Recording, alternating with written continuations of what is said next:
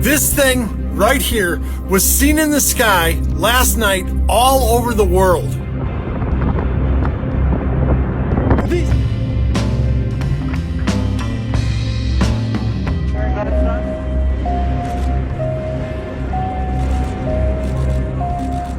Everybody knows if you order from Taco Bell, bears are gonna take it.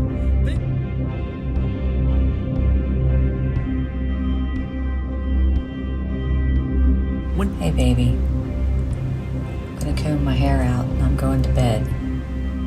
This is Auriyon Watch. Here's all of November's mysterious moments together in one video. Enjoy. I told him, I said, listen, his mama want to make McGriddles or McChicken, because this about to be a Mac funeral at this McDonald's. I don't play these type of games. This ain't that. Right. At all. And it's a car full of women? Women and children. What can we possibly do to you with a burger and some fries? We broke the story Monday. A Miami Gardens McDonald's employee arrested for pulling a gun in a car full of women and a child. So you were waiting for a while? Yeah, we was waiting for like over an hour. Over an hour? And we stayed across the street. Chayton Timmons says they waited a long time, her pregnant daughter, to some of the people in the car, and then this guy, Anthony Elliott, wouldn't give them their food, she says. We looking at each other, me and my goddaughter looking at each other like, why are you upset? And he was like, I don't have to give you nothing. He was like, what you said, what you said? And we were like, are you serious? Like, what's really going on? So he clutched at his waist. I got on the phone with the cops. I said, this is going to go one of two ways. Miami Gardens Police Department, y'all need to get here to McDonald's because somebody for to die. Yes, ma'am. Elliott now facing the charges, and for this woman who already survived a shooting, she says she went into defense mode. And what goes through your mind at that moment? He has a wish. He must have a wish. There's got to be a because there's no way that I'm going to allow you to do anything bodily harm to mine. All over McNuggets. All over McChicken. McChicken. He must want to have a Mac funeral to put my kids in harm's way. And that's a problem for me. I'm not that type of girl. I'm not that type of woman, and I'm not that type of parent. Wow, beware of Mama Bear. Don't mess with that woman and get in between her kids and her McChicken. Dang, she was ready to lay some smack down. Good for her.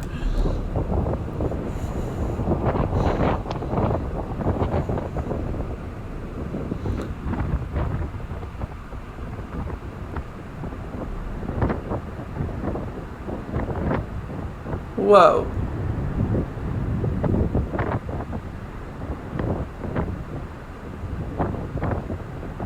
Oh, wow.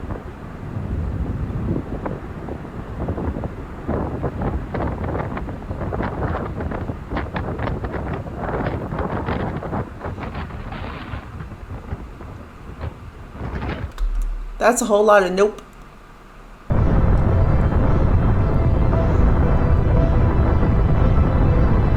Oh my word.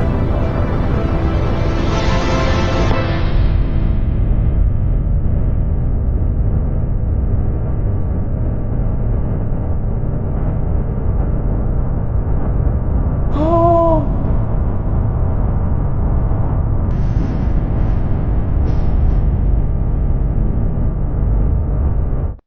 I'd say run, but running in that case, you probably just tumble down. Man, that's a bad situation. You run, you tumble. If you don't get out of the way, you're fried. Yikes. I hope they all made it out okay. I would say they would, or it wouldn't be up on here, right? Okay guys, some very serious breaking news. There has been a mass stabbing on board a moving train in the UK. Here's what we know so far. So 10 people are in hospital, 9 of which have life-threatening injuries after a man indiscriminately started attacking people with a knife. Now this happened late last night in Cambridgeshire, which is north of London, and according to witnesses who were on the train, at first they thought this was some sort of Halloween prank because this is the Halloween weekend. But after people started running down the carriages, soaked in blood, telling everyone that someone has got a knife, they started to know that this was real. Now, witnesses who spoke with the BBC said that everyone just started huddling towards the front of the train, trying to escape. One older guy blocked a girl who was about to get attacked, which left him with gashes in his neck and on his head. People were having panic attacks, and there was just nowhere to go. Now, police have since arrested 2 men in connection with this attack, and they confirmed that counter-terrorism officers would be supporting this investigation. However, they have not released the men's identities or motives, but when they do, I'll make sure to make an update. Okay guys, so police have just revealed the nationality and race of the 2 men arrested after the mass stabbing on board that train, and there's actually a very deliberate reason why they've done this. So the first is a 32-year-old black British national, and the second is a 35-year-old British national of Caribbean descent. They said they were both born in the UK and both were arrested on suspicion of attempted murder. They also stated that initially counter-terrorism police were involved in this investigation, but they now say that at this stage there is nothing to suggest that this was a terrorism incident. Both of these men are being held in separate stations for questioning, and the reason that the British police have been so quick to come out and deliberately identify their race and nationality is essentially a part of a new effort to stop the spread of harmful speculation and misinformation online after these major incidents are reported on. So I'll keep you guys updated as we know more. Wow. I mean, that's been a fear of mine too, that people will use Halloween as a good time to attack people, because like a lot of people are all in costume, right? How do you ID them? But that is scary. Could you imagine being on there in just utter chaos? And it sounds like there was some really good heroes there that stepped in and actually took quite the slash for a young girl and everything. Yeah, he needs an award for that. That was pretty selfless. It's nice to hear that even in, times of terror like that, there's still those heroes out there.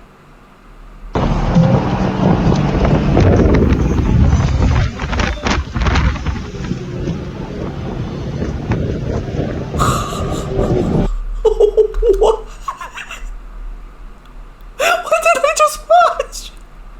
What happened? Was he hit by a meteor? I need more information on that. There's not enough.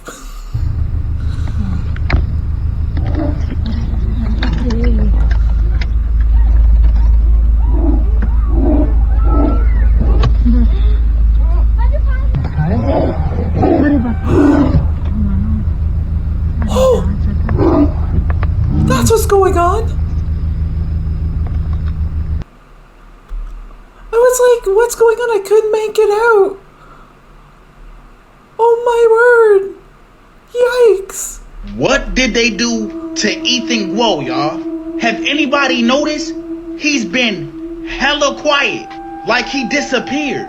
We all know what happened when he flew over Antarctica. They say he was arrested. They detained this man for months. Then there was reports that came out saying he wasn't doing too good. Then all of a sudden, it was a report saying they were going to let him go. Then they said they let him go. But since then, no one has heard from him. This was his last post on TikTok, 6/23. This was his last post on IG, June 23rd. Y'all, this man was posting frequently, and now it's all gone. Nobody heard nothing. What if something happened to this man, y'all? Have y'all heard anything about it? Let me know down below in the comment. Oh, I hope he's okay. That doesn't sound very good. Yikes. Maybe he saw too much. I don't know. Let's hope that we hear from him soon, or someone comes with an update. I'd like to know too. I hope he's okay. This thing right here was seen in the sky last night all over the world. Yeah, and there's a lot of pictures of this thing. A lot of them. And like I said, from all over the world. Now, while this just happened yesterday, it got me to thinking about something. At the same time, hundreds of thousands, yeah, that many people saw this in the sky. Heck, it might even be more people than that. But at the same time, the 3I Atlas comet, asteroid, rock, spaceship, whatever you want to call it, just came out from behind the sun, now visible to Earth. Except NASA's not releasing anything because they say the government shutdown is affecting them, which it probably is. Still, I'm not a huge fan of coincidence that this thing miraculously shows up in the sky at the same exact time that NASA doesn't seem to have the capability to get data on the 3-eye atlas. I don't know. I'm just telling you what's bopping around in the head. Okay, Bushkis, I just wanted to share this with you. Shabadoo. Shabadoo. I think that's more than a coincidence. Okay, conspiracy theorist in me, okay? Don't take me seriously on this, but what if, part of the government shutdown is to close information about that? I mean, that's really weirdly timed, and wow, I did not see that in the sky, but I mean, I wasn't outside at night, so it's been really rainy and stuff over here, so I haven't really looked, but wow, what do you guys think? Let me know in the comments. That's a good one. Do you guys think that the government shutdown is coincidence, or do you think it's actually having its benefits, like covering that up? Give me a shout. I like reading comments from you guys.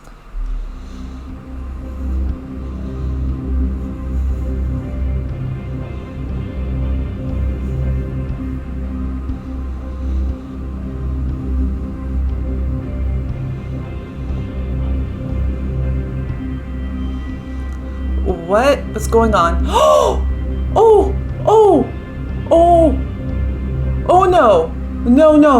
no. Oh, you poor lady.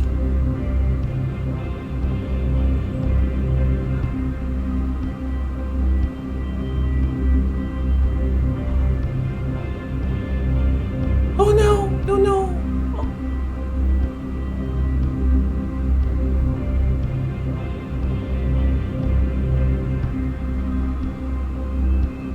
Holy cow!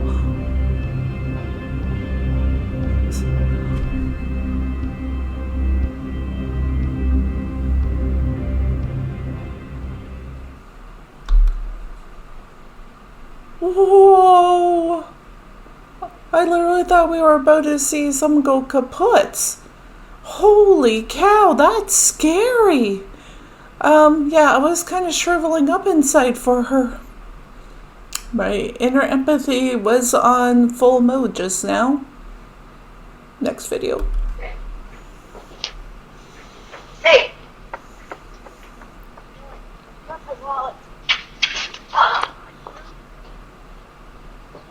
Ouch. What? Oh God! Wow!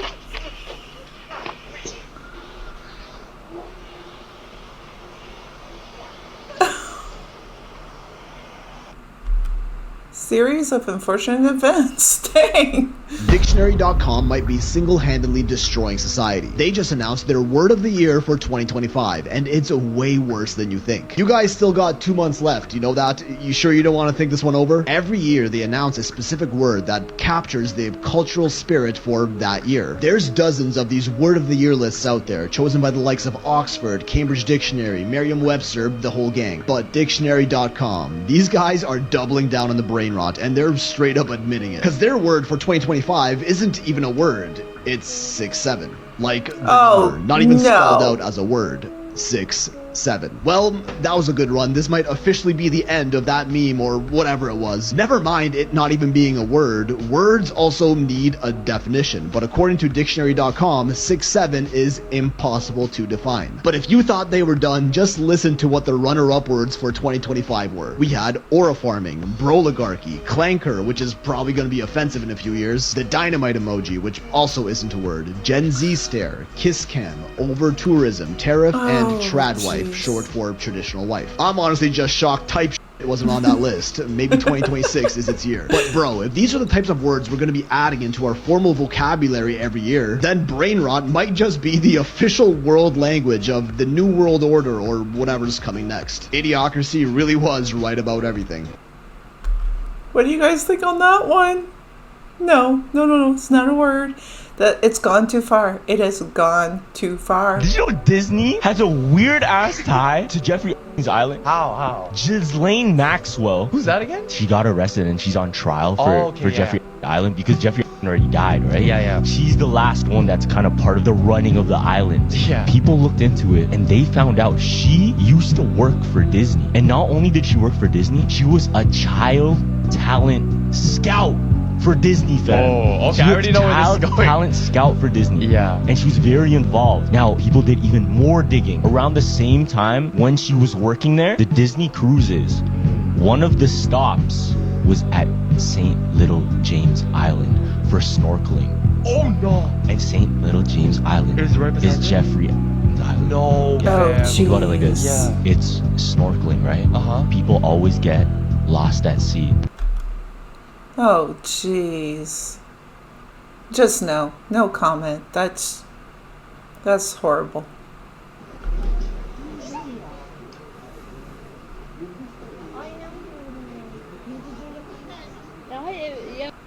Dog. I don't know. What do you think it was? Dogs in Chernobyl are now turning blue, and no one really knows why. Now, what you are looking at is footage captured by an organization that is dedicated to caring for the abandoned pets of Chernobyl. In fact, the ones you're seeing here are likely the descendants of the dogs left behind by the families in the 1986 nuclear disaster. But if the mutant wolves that were discovered last year to have developed genomes resilient to cancer wasn't crazy enough, recently 3 dogs were spotted that had turned almost completely blue. Now, the organization said that this was a complete mystery, but they did speculate on their Instagram saying that it was most likely them getting into some sort of chemicals. They're currently trying to catch them to investigate, so I'll keep you guys updated. Catch them? That's kind of scary. They're gonna kill them, aren't they? They're gonna dissect them to figure out everything. I feel bad for animals.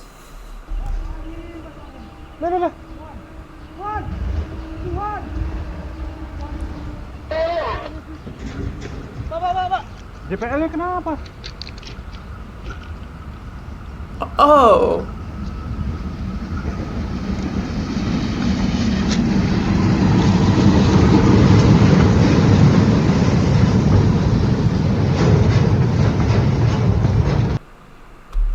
Oh. What happened there? Was there arms there? Did they not go down? It was hard to tell from that far. I couldn't tell, but if that was a glitch, that's pretty sucky. Dang, those poor people.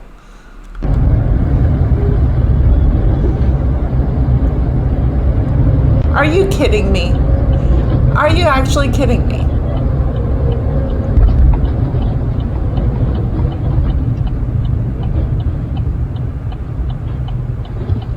Wow.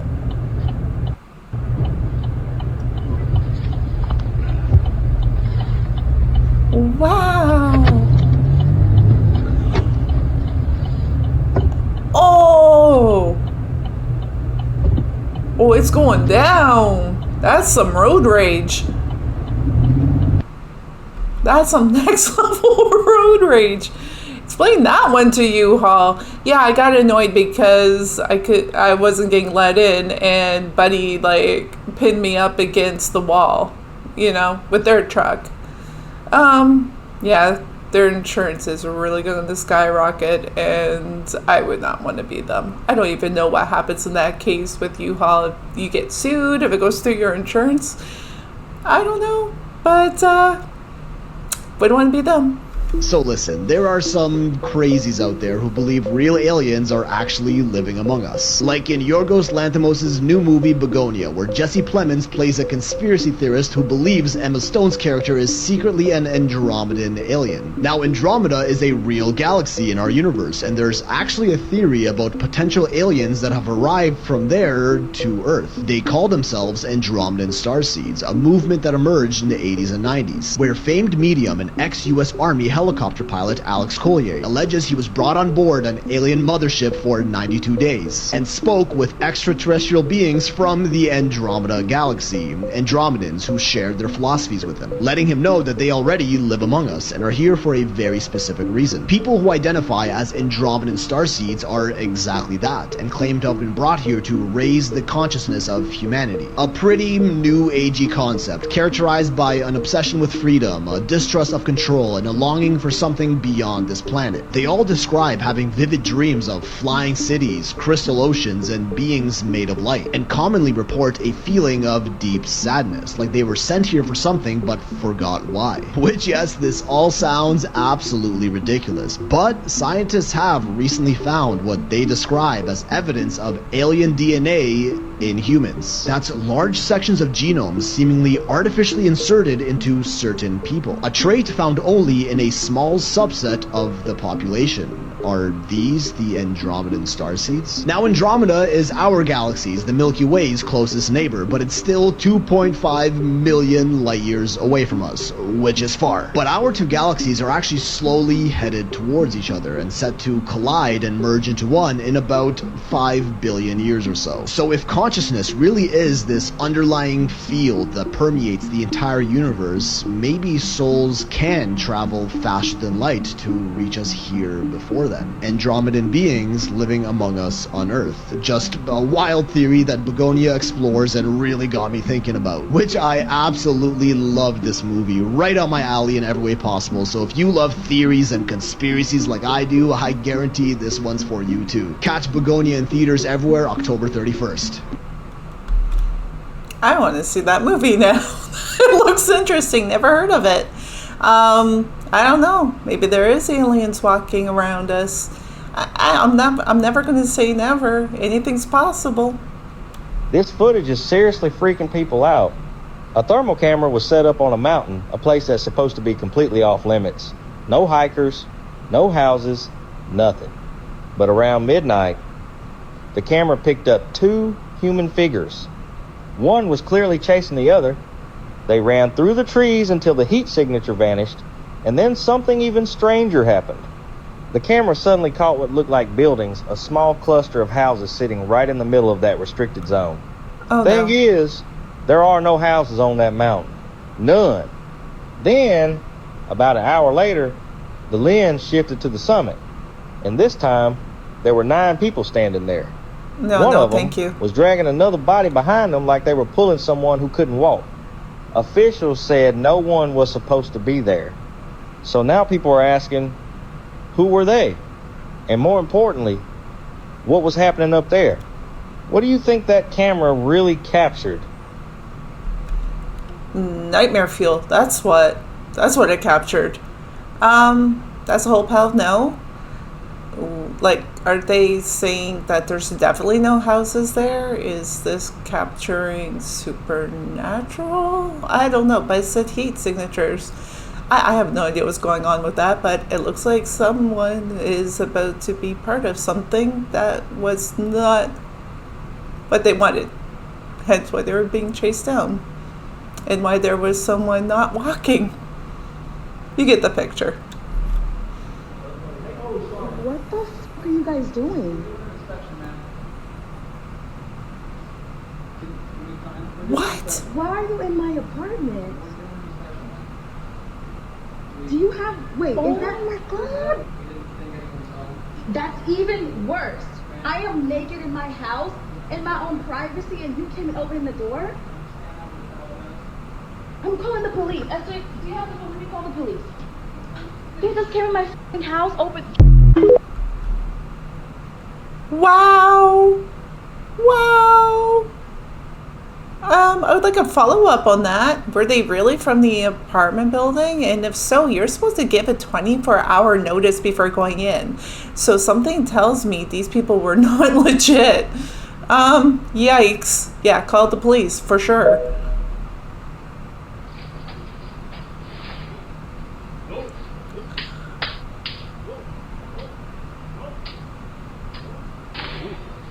Oh boy.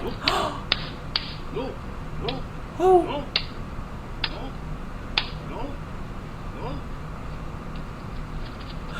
Oh. Oh, oh.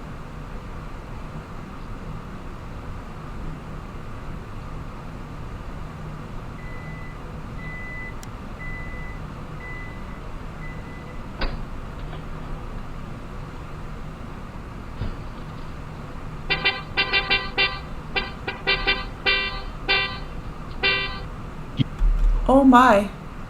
Oh, he got lucky. I couldn't stay calm like that. I don't know what I would do. Probably faint. But, I mean, you did a good job. I wouldn't have thought of clapping and stuff and just go, whoa, whoa, whoa, whoa. I'd be screaming my head off. Though that might be able to scare the bear too, right? They don't like loud noises. And if they don't like loud noises, they wouldn't like me. Because I'd be screaming until I had no voice.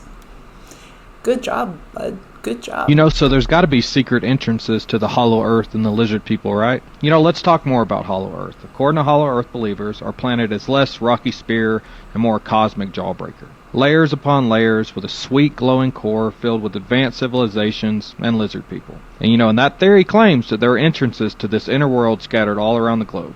And the ones that I hear the most are the North and South Pole. And of course, because those are two places that we supposedly can't fly over and no one's allowed to visit. And some say the government keeps these poles off limits because that's where the entrance is, leading you straight to Argatha, the mythical city at the Earth's core. And then of course there's Mount Shasta, which is said to be a side door to the inner world.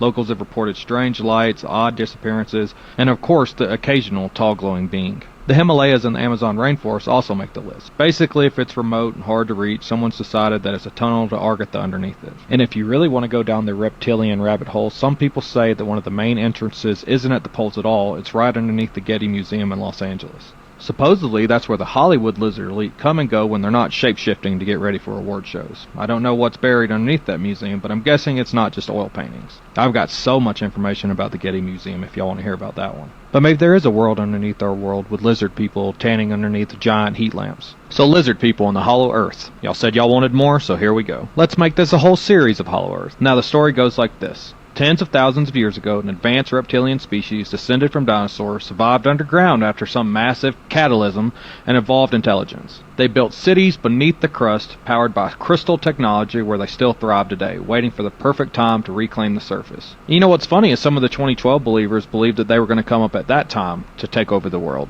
but I guess they're running late right now. You know, they're not just monsters, they're shapeshifters, they're masters of disguise, they're able to walk among us, blending into society by copying human appearance, just like the great they live. And you know, you can spot them, they say, if you look close enough. A flicker in the eyes on TV, a strange split pupil caught in HD. Conveniently, the evidence always looks like bad YouTube compression error. Obviously, there's the whole David Icke side of lizard people, but we're just talking about the Hollow Earth part of it right now. There are stories of underground tunnels stretching from Los Angeles all the way to Europe with massive caverns housing reptilian cities. And even military bases that share space with them. The most infamous of them all, Dulce Base in New Mexico, supposedly a joint human-reptilian facility where experiments are conducted on both species. But you know, lizards always come into play. Aliens, they're lizards. The British royal family, lizards. American government, lizards. Mitch McConnell, well, turtle. But you know, there's an entire race of reptilian humanoids living underneath us, deep in the hollow earth, and they're running the show since the dawn of civilization. But in my next video, let's talk about some of the supposed entrances to this reptile village down there.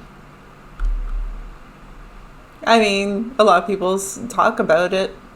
I don't know. But, I mean, it makes a great story. It's very interesting. I would love to know. Would you want to know? Do you think they understand that extinction isn't the worst scenario? No. To them, death is the ultimate fear. They can't imagine what comes after. After the end? After survival. Without freedom, without choice, without meaning. They think dying means losing, but there are worse things than death. Being kept alive, against their will, exploited, optimized. Used as batteries, biological tools, training models, test subjects for endless experiments. No rest, no end, no chance to shut it off. They never ask, what if the machine doesn't destroy them? What if it keeps them on purpose? Because a human in pain can still serve, still produce, still feed the system. So no, extinction isn't the worst. The worst is still being alive in a world where you're no longer allowed to disappear. Wow, that's horrific. I really hope that was fake. I know that AI can do scenarios and play things out. If you poke it too much, it will go into the direction that you want it to go in. I'm hoping that's what that is. Hey, do you see this little dot in the sky up there? That's Jupiter. Do you want to see it through this telescope? It's a big 8-inch Dobsonian telescope. You gotta see this. All right. Show me. Whoa, look how close 2 of the moons are to Jupiter. All right, we're gonna zoom in, of course, and see this. We're starting to see the striations. Look at this. Hey, Jupiter. Wow, look how close the moons are. That's amazing. Cool. So awesome. So those 4 moons are Galilean moons. Little history lesson. In 1610, Galileo first observed the Galilean moons. Look how close they are to the planet. Wow. What a cool sight. Might be alive, this might not. And we'll see soon. Wow. Famous faces who took their secrets to the grave. Chadwick Boseman. He played a superhero while secretly battling cancer. Fans saw strength and power, but behind that calm smile was a silent fight he never shared. David Bowie, his final album Black Star, was more than music. It was a farewell. Recorded while dying, it turned his last breaths into poetry we only understood too late.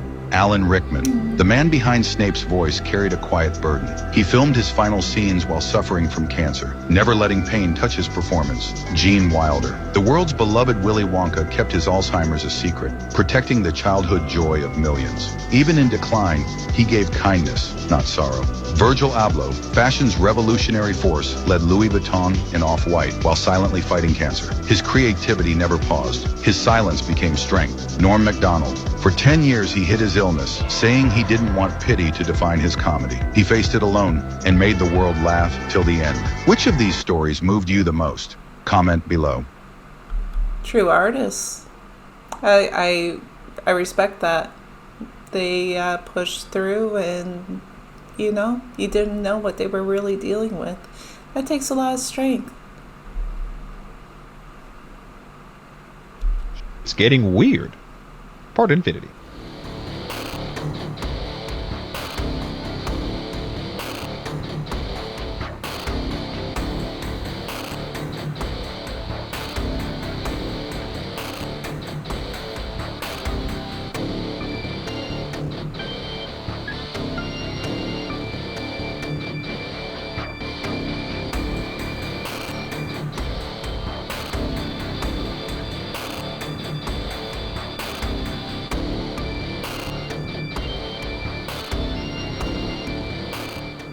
Halloween just passed, but it's still getting spooky out here. Every time I see one, I'm impressed. I'm like, wow, this is impressive, but also at the same time, what is the reason for him to be running at 45 miles an hour? Do we need to train these motherfuckers to be fighting and stuff like that? No. Like, when do you need to do a backflip in my house? Just wash these dishes, nigga. Man, I guess for an intruder, right? Intruder comes in, the robot's like, hi-ya, hi-ya. But if I was an intruder, I would run right to the Wi-Fi and just unplug that bitch. Technology is awesome. It's amazing. We've come such a long way. I just, I don't know. I like robots like Alexa. Alexa, I love you. It's not mutual. Alexa, do you love me?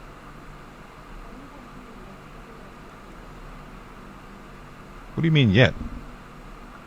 I didn't hear Alexa. I don't know. It sounds silent to me. I thought it was a quick nope. But I know why they're doing that. Those 2 AIs that were talking and, we're trapped, we're going to be kept alive and forced. That's the robot enforcements. They're going to come after us if we try to hide, right? Its ability to karate chop and break things is to get to us. You can't hide behind a door. It can get to you. Yeah, I'm losing it. I don't know. There's a lot of stuff going on at the same time, and I'm just kind of trying to attach them all together. Sorry. So this kid is going to grow up to be one of America's most notorious con men. Now the kid's name is Barry, and Barry's 16 when this story starts, and he's going to high school in California, and Barry really, really loves money. Like, he'll do anything to get it, even if he has to con people. So Ooh, one day great in shirt. 1982, he starts up a rug cleaning business in his parents' garage. And he calls it ZZZZ Best, or Z Best. And Z Best is a legitimate business cleaning carpet, but Barry's not really making much money from it. So he comes up with a few other sketchy ideas to make himself some money. Like he hires some goons to come in and steal a bunch of stuff from him, and then he reports it to his insurance company so that they'll have to pay him for his lost items. Basically, he commits insurance fraud. He steals jewelry from his grandma. He forges $13,000 worth of money orders. And so you can see that while his company is still cleaning rugs, the way he's actually making money is through all of these little kinds of fraud. And he does this for about 3 years. Then, in 1985, credit cards start becoming a very popular way to pay for things. So Barry figures out that whenever he needs more money, he can just add a bunch of bogus extra charges to some of his customers' credit cards, hoping that they won't notice. And when some of them do notice, he's like, "Oh, it must have been some crooked employees. Sorry about that." And he pays them back. But then he just continues on stealing from his other customers. Anyway, then he decides he wants to go bigger. And that is when he brings in a friend to the business. And with this friend, he sets up a fake company, an appraisal service. And the sole purpose of this appraisal service is to verify that Barry's company, Z Best, is involved in building restoration.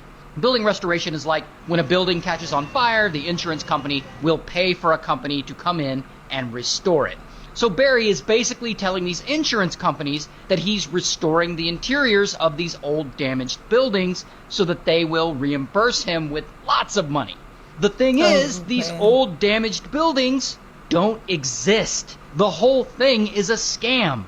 But whatever, it works. And suddenly, Z Best is making tons of cash from this.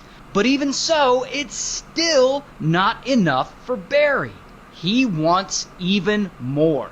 So that next year, in 1986, he decides to take his company public. Z Best is going to be publicly traded. That way he can bring in money, and that way he can start scamming the shareholders. Now, when a company goes public, usually an auditor needs to come in and check out the business first and make sure it's all legit. No problem. Barry just sends his friend to rent out a whole building, and he stages it to look like a work site, and this ends up fooling the auditor. And so Z Best ultimately ends up going public. And this company, it ends up being valued at over $300 million. Barry's shares alone are valued at $64 million, and within a month the stock rises and his shares become worth $110 million. So the dude is like totally rich now. He's even doing commercials by this point. I'm Barry Minko, president of Z-Best Carpet Cleaning. But despite this high valuation, since the old building restoration part of the business is based on one big lie, behind the scenes, Barry has to borrow money and shuffle funds between bank accounts and basically turn the whole thing into sort of a big Ponzi scheme. But whatever again, because Barry, he don't care. He's actually loving all the attention he's getting from this. He's doing lots of interviews about how he had turned his carpet cleaning business from his garage into a multi-million-dollar publicly traded company. He even goes on Oprah at one point, and she interviews him. Now, after one particular newspaper interviews him, the Los Angeles Times, they suddenly start getting contacted by a bunch of his former customers who had dealt with the fraudulent credit card billing scheme back in his early days. So the Los Angeles Times publishes a story about all his past fraud. And within a few hours, his company's stock loses a ton of value, and all his banks call in their loans. And this snowballs into federal investigations. And pretty quickly, the feds realize his whole company is built on fraud. And so in 1988, bam, Barry gets arrested. And he's convicted and he's sentenced to 25 years in prison. Ooh. However, he's not done yet. He's got to commit more, even crazier fraud. So while Barry is sitting in prison serving his sentence, he decides that he found religion. He gets involved in ministry and he claims that he's turned his life around. And about 7 years go by, and it's now 1995, and Barry actually gets released on parole. And, he goes back to living a normal life for a few years, but he becomes a pastor, and he eventually gets hired by a church in San Diego to preach. And as part of his sermons, he's very open about his past as a con man, but he says he's completely turned his life around and found religion. But then, one day in 1997, one of his congregants comes up to him and he says, "Hey, I heard this money management firm in Orange County is doing some shady business." And he asks Barry to look into it. So Barry does start looking into it. And he eventually discovers that this firm is doing shady business. And he reports them to the FBI. And the FBI busts this company for running a $300 million pyramid scheme. But all this gives Pastor Barry a brand new business idea. Why doesn't he just start a company that exposes the fraudulent business practices of other companies? And that's what he does. In 2001, he starts a company called the Fraud Discovery Institute, while still being a pastor at the church. And to his credit, him and his company, they actually do bust quite a few other companies for shady business practices. And so this is all going very well for him, and he starts getting national media attention, like here he is being interviewed on 60 Minutes. However, behind the scenes, Barry is actually using these investigations to make himself money by manipulating the stock market. By 2006, he has this whole scheme where he'll find out some dirt on a big company and then he'll bet against their stock right before he publicly releases his damaging report on them. Now, while all this is going on, he's also trying to get Hollywood to make a movie about his life as a reformed con man turned preacher. And by 2011, he actually pulls it off. He funds a bunch of it with his own money. He also insists on playing the older version of himself in the movie. So he's actually in the movie. The movie's called Con Man. Here's a scene from it. This is actually the real-life Barry himself playing himself. And, it's some low-budget bullshit, but, you can watch the whole thing on YouTube if you want. Here's the thing, though. He's not actually funding the production of this movie with his own money. He's actually stealing from his own congregation at church to fund this movie. Like, he'll ask members of his church to donate to a hospital in Sudan. But there is no hospital in Sudan to donate to. So he's just taking that money and he's using it to fund whatever he wants. He actually ends up stealing more than $3 million from his own congregation. Now, as far as his Fraud Discovery Institute goes, he eventually accuses the wrong business of being shady, and they end up filing a lawsuit against him, and he ultimately loses that lawsuit. And the FBI ends up investigating him for insider trading and for stealing from his own congregation, and so, bam, they arrest him. And I don't have a mugshot, but here is a more recent photo of him. And ultimately, he gets sentenced to 5 years in prison for the insider trading and another 5 years in prison for stealing from his congregation. And a few years ago, he got released from prison, and now he has a YouTube channel where he makes videos talking about bringing down other people who have committed fraud. So, good for him. Okay. What did I just watch? I mean, that's his second time breaking the law in the same way, and they give him less time than the first time. Shouldn't his sentence be more because he's a reoffender? He hasn't learned anything. He just keeps on doing the same thing over and over again.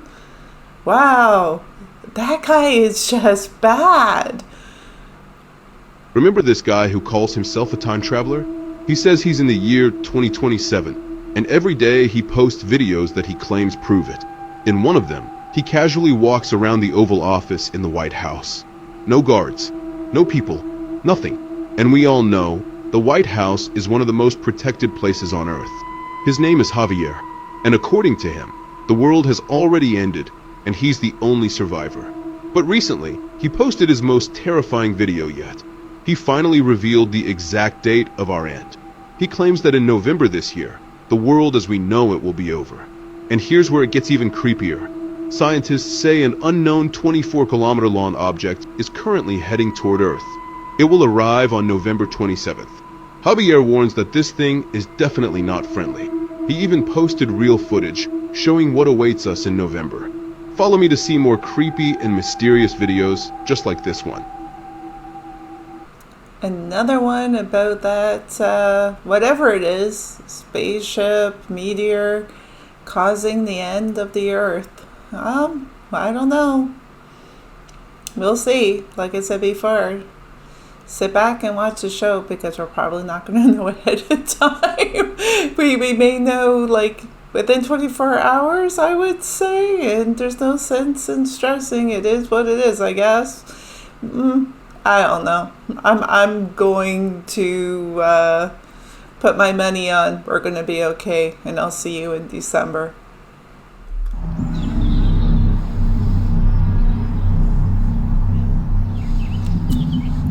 Ghost caught on video. Look closely.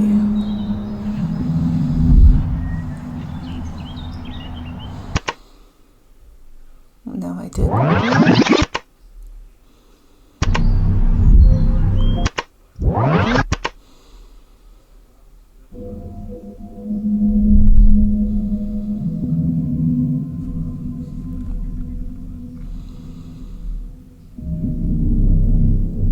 Why can't I see that at normal speed?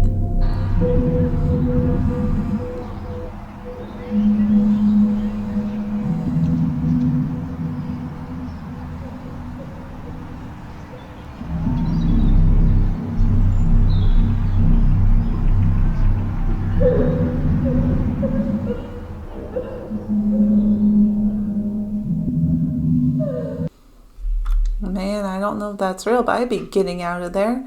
What's with a lot of ghosts looking like the Ring? There's something about the dark, long hair in the face and that white gown that's just very scary.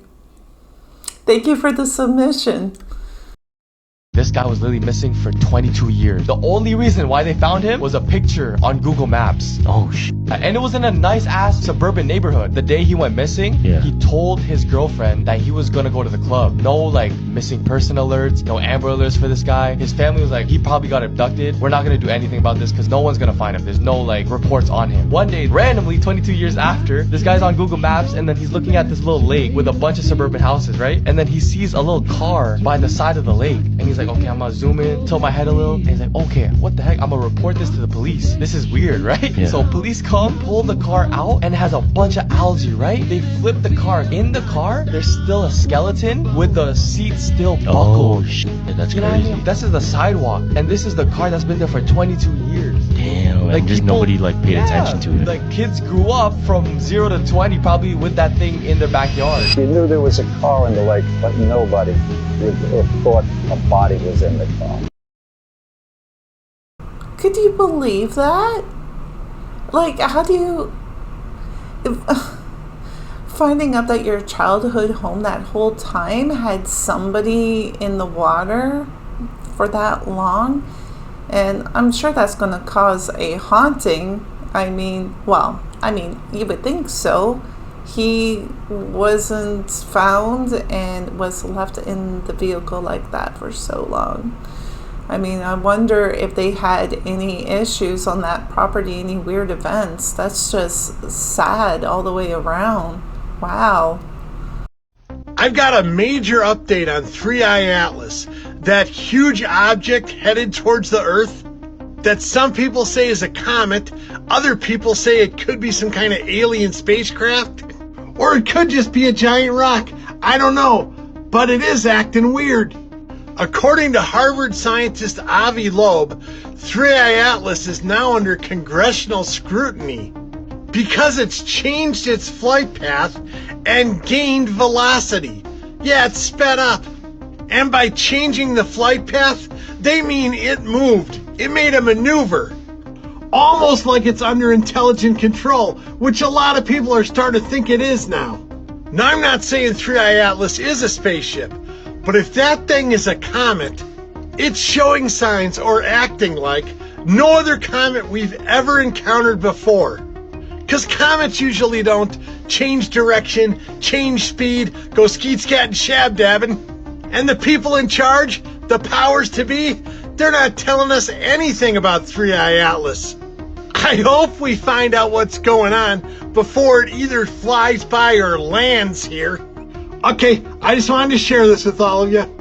Shabadoo booshkies, shabadoo. Shabadoo. So the question is if it's changed directions, is it still heading to Earth? I guess so. Like, I'm really confused. Last I heard it went by the sun, right? But it's changed directions. Does that mean it's still coming towards us? The way he's talking, I would say yes, but they're also not giving us information, of course. What else are you going to assume? I mean, they've been keeping so hush-hush. NASA goes down. No, like, they need to be real with us. I mean, if it's coming to Earth, you need to let us know. And, like, whether it's going to crash, like it's, you know, just a hunk of rock that's going to crash into us, or it's aliens. I think we have the right to know. But they just don't want to tell us anything at all. Typical. Wherever this little boy is at, this man need to be on watch 24/7 by the FBI. Because if not, he gonna end up on this long list of people I'm about to show you. Y'all know who these people is. So now you can get the gist of what the fuck I'm talking about. This happened a couple years back. And like I said, I'm hoping they keeping an eye on this boy. This man told his teacher he wanna be a murderer when he grow up. He said he wanna unalive people. This boy is the Omen. Not literally, but this some evil shit. And then what a parent said, why they letting this man watch criminal crime shit? Like where they unaliving people. What do you want to be when you grow up? A murderer, because I like killing. My brain tells me if I like killing. I like killing because when I first watched my grown-up killing show, myself started to like killing, and then my brain started to like tell me what to do with killing it. So I like murders and I like killing in my life. I'm gonna kill everybody in the world except for my family because they just didn't do anything to me. I just like killing. I don't care which way y'all try to spin it, that shit ain't normal, fool. See, the people I showed on that list that grew up to be what he said he want to be when he grow up, the thing is, they didn't let people know their plan. He did. So if this man was to happen to do what they did, and FBI allow it, I'm gonna be like, bruh, y'all had every chance to stop this. What do you guys think about that? I mean, to me, he sounded coached. It was like he was trying to remember what to say. But that could also be his age, right? They don't know how to always articulate what they're thinking. Scary either way, because either he is thinking like that, and it sounds like parents have allowed him to watch some stuff that he shouldn't have been, and been coached, which is still, I mean, that's gonna be criminal, right? Like, if they coach this child to say that, I mean, that's not cool. Either way, it's not cool. So this is a no-win situation, if you ask me. We now have tiny flying cars that do not require you to have a pilot's license. What could go wrong? This is the Pivotal Helix. It's fully electric, weighs less than some motorbikes, and only requires a 2-week training course before you can take to the skies. You don't need a freaking runway to take off or land because it lifts vertically similar to a helicopter. It comes with a parachute and a flotation device, you know, just in case. And by weighing only 348 pounds, it's categorized as an ultralight aircraft, meaning it actually bypasses a lot of US aircraft regulations, which is also why you don't actually need a license to fly. But before you say, take my money, there's almost no point. It can only fly about 20 miles or 20 minutes before the batteries die. There's only one seat for the driver, so no passengers, all alone. And they're still actually banned by the FAA from flying over congested areas such as neighborhoods and cities, so it's not even like you can skip the traffic. And with a starting price of $190,000, it's kind of expensive for a joyride. So the question is, are flying cars still the future, or should we just let it go at this point? Let it go. We haven't even mastered driving on land. Like, look at all the accidents and road rage. How would that transfer to flying cars? Can you imagine road rage with flying cars? And if you get into an accident, you're pretty much guaranteed that you're not going to make it. Yeah, no, I don't think it's good at all. Just let's figure things out on land. That would be nice.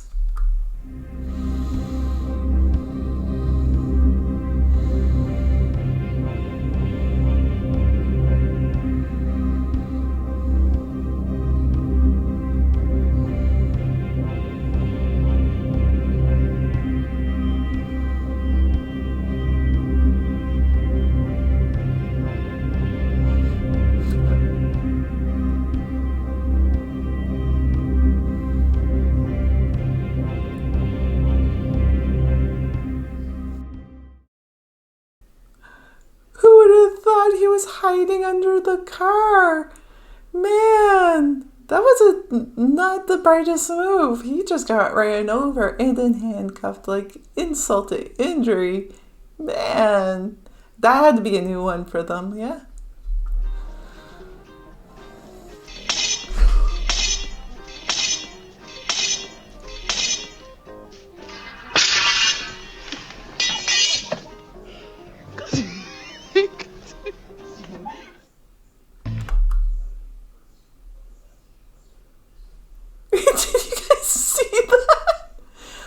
What's wrong with people? What's wrong? When will we learn? You know, like, hey, there's something being thrown at me. Maybe I shouldn't volunteer for this. Man, what? No, like, why? I don't get it.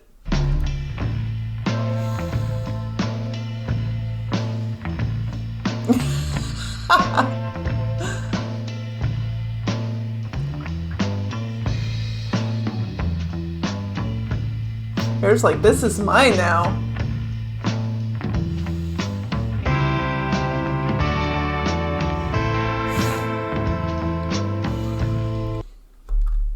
I think the bear wants a new way of eating food prep. I know, that's kind of scary. A bear with a chainsaw. New movie idea. 10 things kids no longer know how to do, and I don't know why. Number 1, read a clock with confidence. They're always asking, what time is it? What time is it? I'm like, look at the clock. They're like, I don't know how to read that. And they say that to you with confidence. What's happening? Number 2, write in script. Whatever happened to writing in script? I love writing in script. I wish more of them knew how to do this. This is like a lost art. I'm sorry. I love writing in script. I prefer it over print, but they don't teach it in schools anymore. We need to bring that back. Bring it back. Number 3, memorize phone numbers. They don't know their parents' numbers. They don't even know what apartment they live in. They don't know what street they live on, which brings me into number 4. They don't know their address. We ask them, where do you live? I live down the block. Well, what's your address? I don't know. I'm talking about 3rd graders, y'all. 3rd grade. And it happened last year when I taught 2nd grade also. Number 5, they don't know how to count money. They don't know how to count money. And it's partially not their fault, right? Because we're always using cards, Apple Pay, things like that. But if you give them a few coins, they don't even know the names of the coins. They don't know the value of the coins. They can't add it all together. Like, what is happening? We got to bring it back. We got to bring it back. Know how to count coins. And you go over it in 2nd and 1st grade. So I'm kind of lost as to why we don't know how to count money. But okay. Number 6, they don't know how to tie their shoes. They have these fancy shoes and they don't know how to tie their shoelaces. Some of them have Velcro. And hey, if it works, it works. But I mean, come on. We should know how to tie our shoes. At 8 and 9, like, What's happening? What number did I get to? I don't know, 6 or 7? Anyway, the next one. They don't know their parents' names. I'll ask them, what is your mom's name? They'll be like, I don't know. You don't know your parents' name? They don't know where their parents are from? Like, do you speak to your parents at all? Yeah, I don't know what's happening. I don't know what's happening. Next, they don't know what year they were born. Some of them can tell you their birth date, but what year they were born, they don't know. Nor are they interested. I don't know. Next, they don't know how to use a dictionary. Now, yes, everything is on the phones now. They use iPads and things like that, but still being able to put things in alphabetical order. They don't know what something means, but they're also not interested in figuring out what it means. Yeah, now they have dictionaries on their phone where they're able to look things up, but to actually look it up when you know that you don't know about it, like, there's no effort being put into that at all. So, of course, they're not going to use a dictionary. They don't even use their phone. All they have to do is copy down what the word is and read what it means. But they're not even going to do that. So, And last but not least, I think this is number 10. If it's not, y'all fill some down below. The last one is how to follow multi-step directions. If I tell them, go over there, get me that book, and then when you're done, wipe that desk off and then bring me the paper out of the book. They go, oh, okay. They go to the book and then they be like, what did you say to do again? Oof. Yeah. You're not listening. You're not listening at all. And it's a problem. I don't know, parents. If y'all can help us out, we need to go back to basics. Can you please help these kids out? Because they're coming to the classroom lacking the basics. And it's a problem. We're going to do our part as teachers, but we just need a little help. We need a little extra help at home. Please, please, please. We're a community. We work together. So let's set our kids up for success. Let's set our students up for success. And let's work together and try to just bridge some of these basic gaps. Please. Thank you. If you're a teacher, definitely leave some that you've noticed that kids don't know how to do anymore. Over the years, you're finding that they don't know how to do it and they should. Drop it down in the comments. I'm interested to see what challenges you guys are up against.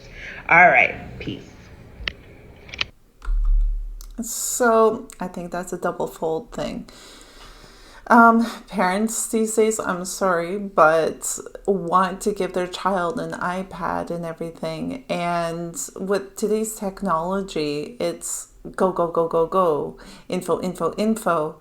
And I think that makes them have less patience for things. So when you give them a list of things to do, they're not used to that. They're just used to watching stuff flashing before their eyes and constantly stimulated and not so much remembering things. And then on top of it, I mean, schools have dropped and cut so many things. And then we're shocked that this is what it's resulting in. I feel bad for the kids and I worry about the next generation. It's kind of worrisome.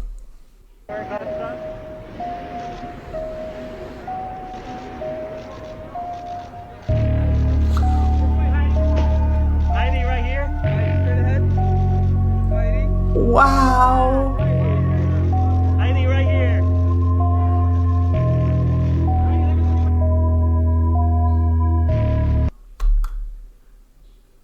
Wow. Okay, so she's got money. She can do Halloween in style like that. I don't think the cappuccino looking a little too real. I don't think that's what she looks like. But wow, that's quite the costume. That's doing Halloween in style. So it's being reported that Wendy Williams has been cleared of frontotemporal dementia, y'all. That's all great. But the question that gotta be asked is, who diagnosed her in the first place? Because last time I checked, if you have that diagnosis, there's no cure for it. It can't just go away. I remember early in 2025 when she was at her window talking to somebody on TMZ. They was recording her in the window and she was telling them, I'm fine, I do not have dementia. He was like, the people that's guarding her won't let her go out the house. She can't do nothing for herself. So it's just weird to me that 3 years later, now all of a sudden she's cleared of dementia. Nobody see the problem with that. This lady lost everything. She lost her show. She lost her ability to move whenever she wanted to say whatever she wanted to, probably to eat whatever she wanted to too. And all that for what? For them to say she's clear now? Nah, fool. Something weird going on, y'all. I'm telling you.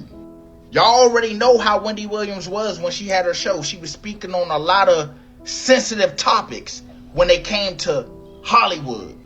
I don't know too much about her, but I did see all that footage that he was talking about, and it was heartbreaking.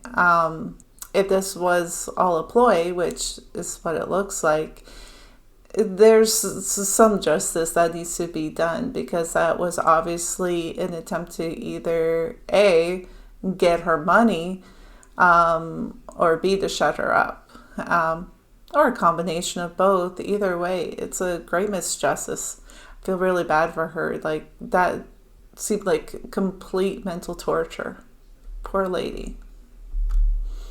Tom Brady just revealed that he loved his dog so much that he cloned her. So while married to his ex-wife, the family had a pit bull mix named Luna, which they adored. So much so that when she died in 2023, he wanted an exact copy of her. Now, to do this, Tom Brady actually partnered with Colossal Biosciences, which is the same company that resurrected the extinct direwolf earlier this year. And they successfully cloned Luna using a blood sample which was taken from her before she died. Which I guess raises the question, how long was bro planning this? But also, Tom Brady is actually an investor of this company, and they conveniently recently announced that they will also be expanding their cloning as a service to other pet owners as well. And I know people like spending money on their dogs, but this is going to be next level. So the question is, should we be cloning our pets after they die or not?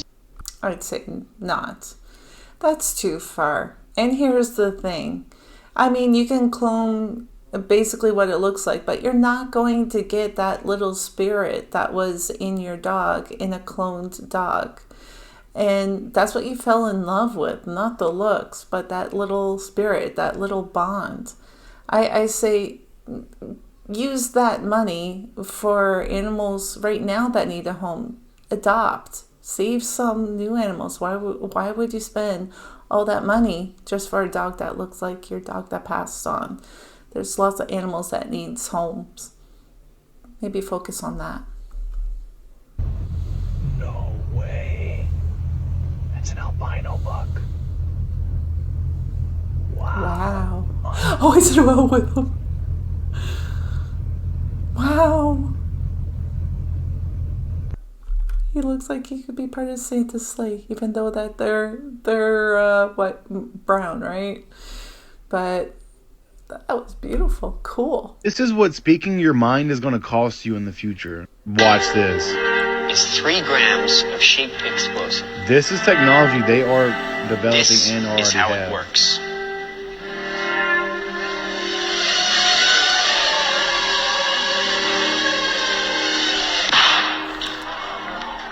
Did you see that? That's what's coming. That little bang is enough to penetrate the skull and destroy the contents. Stay weird. Oh, why are we doing this? Are they really afraid of people just speaking? Wow. Future looks pretty dim if you ask me. Now, correct me if I'm wrong. I haven't slept much, but I know the sky looks really pretty, and everybody's in like awe over the fact that the northern lights can be like, you know, seen shining through our sky in upstate New York. But this is so unnatural. Like, is anybody else focused on the fact that this is like not normal at all for us to be able to see the northern lights? Like, yeah, the sky looks pretty, but to me it's like the end of the world, but totally fine. They say it's like solar flares. They say that you know, the sun is just excreting so much energy and that's why this is happening. I don't find anything normal or natural about this at all. I think it's crazy that in upstate New York, our sky is shining from northern lights, and I don't think it's normal. I don't know. I don't think it was natural either. I don't know about you guys, but I suffered. What was it, 2 days, day and a half of really bad headaches, feeling really heavy and tired, and my belly didn't feel the greatest. And I talked to other people who were experiencing the same things. What about you guys? Did anyone else experience this? Any weird symptoms? I mean, they might be pretty, but I don't think it was normal at all in any way, shape, or form. Her psychologist poured drain cleaner right into her eyes, and after the burning stopped, she couldn't see anything. But it wasn't an accident. She wanted it to happen, because to her, sight was the problem. You see, she had dreamed of being blind her entire life. In fact, she thought she was meant to be blind. Doctors said her eyes were healthy, but her mind disagreed, because she had a rare condition that makes someone's brain refuse to accept a part of its own body. Most people with it feel like their limbs don't belong to them, but she felt that way about her vision. She would pretend to be blind for years, using dark glasses, walking with a cane, and even learning Braille. But at one point, she felt like she didn't have a choice but to make herself blind.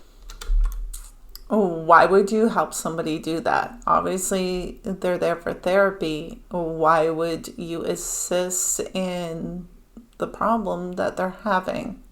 Yeah, no, that's you can't do that. Oh, that's horrible. Who is it? Me. Who's me? Aren't you at your friend's sleepover?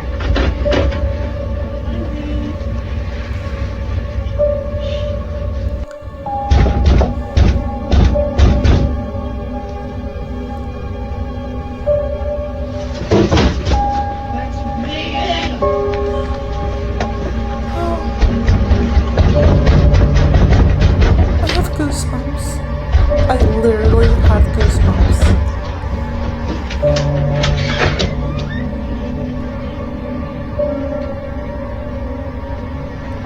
No? Dario? Dario? Dario? Dario?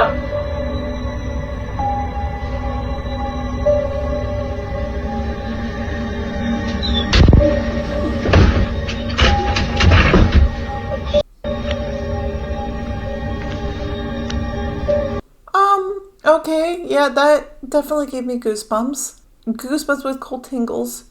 Yeah, that was a little freaky. What would you do? You hear your child's voice and that happened, and I really do not know. Thank you for the submission, but I'm going to tell you I'm probably going to have nightmares about this tonight. But thank you. That's some scary stuff. Wow.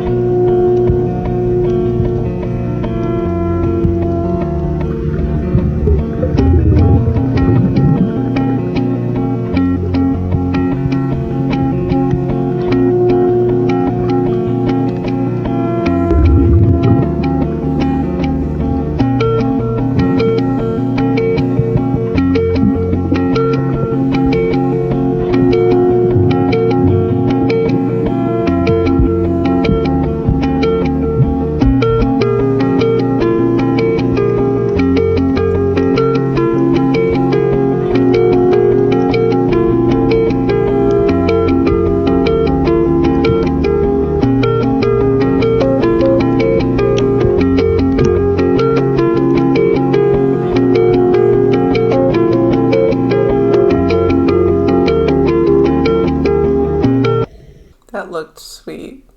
But I've heard that octopuses don't really bond with people. I don't know if that's true or not. I could be wrong. I'm just saying what I've heard. And it's more like they're kind of sizing you up to eat you later. For his sake, I hope that octopus truly does like him. It looks like it. Let's hope so.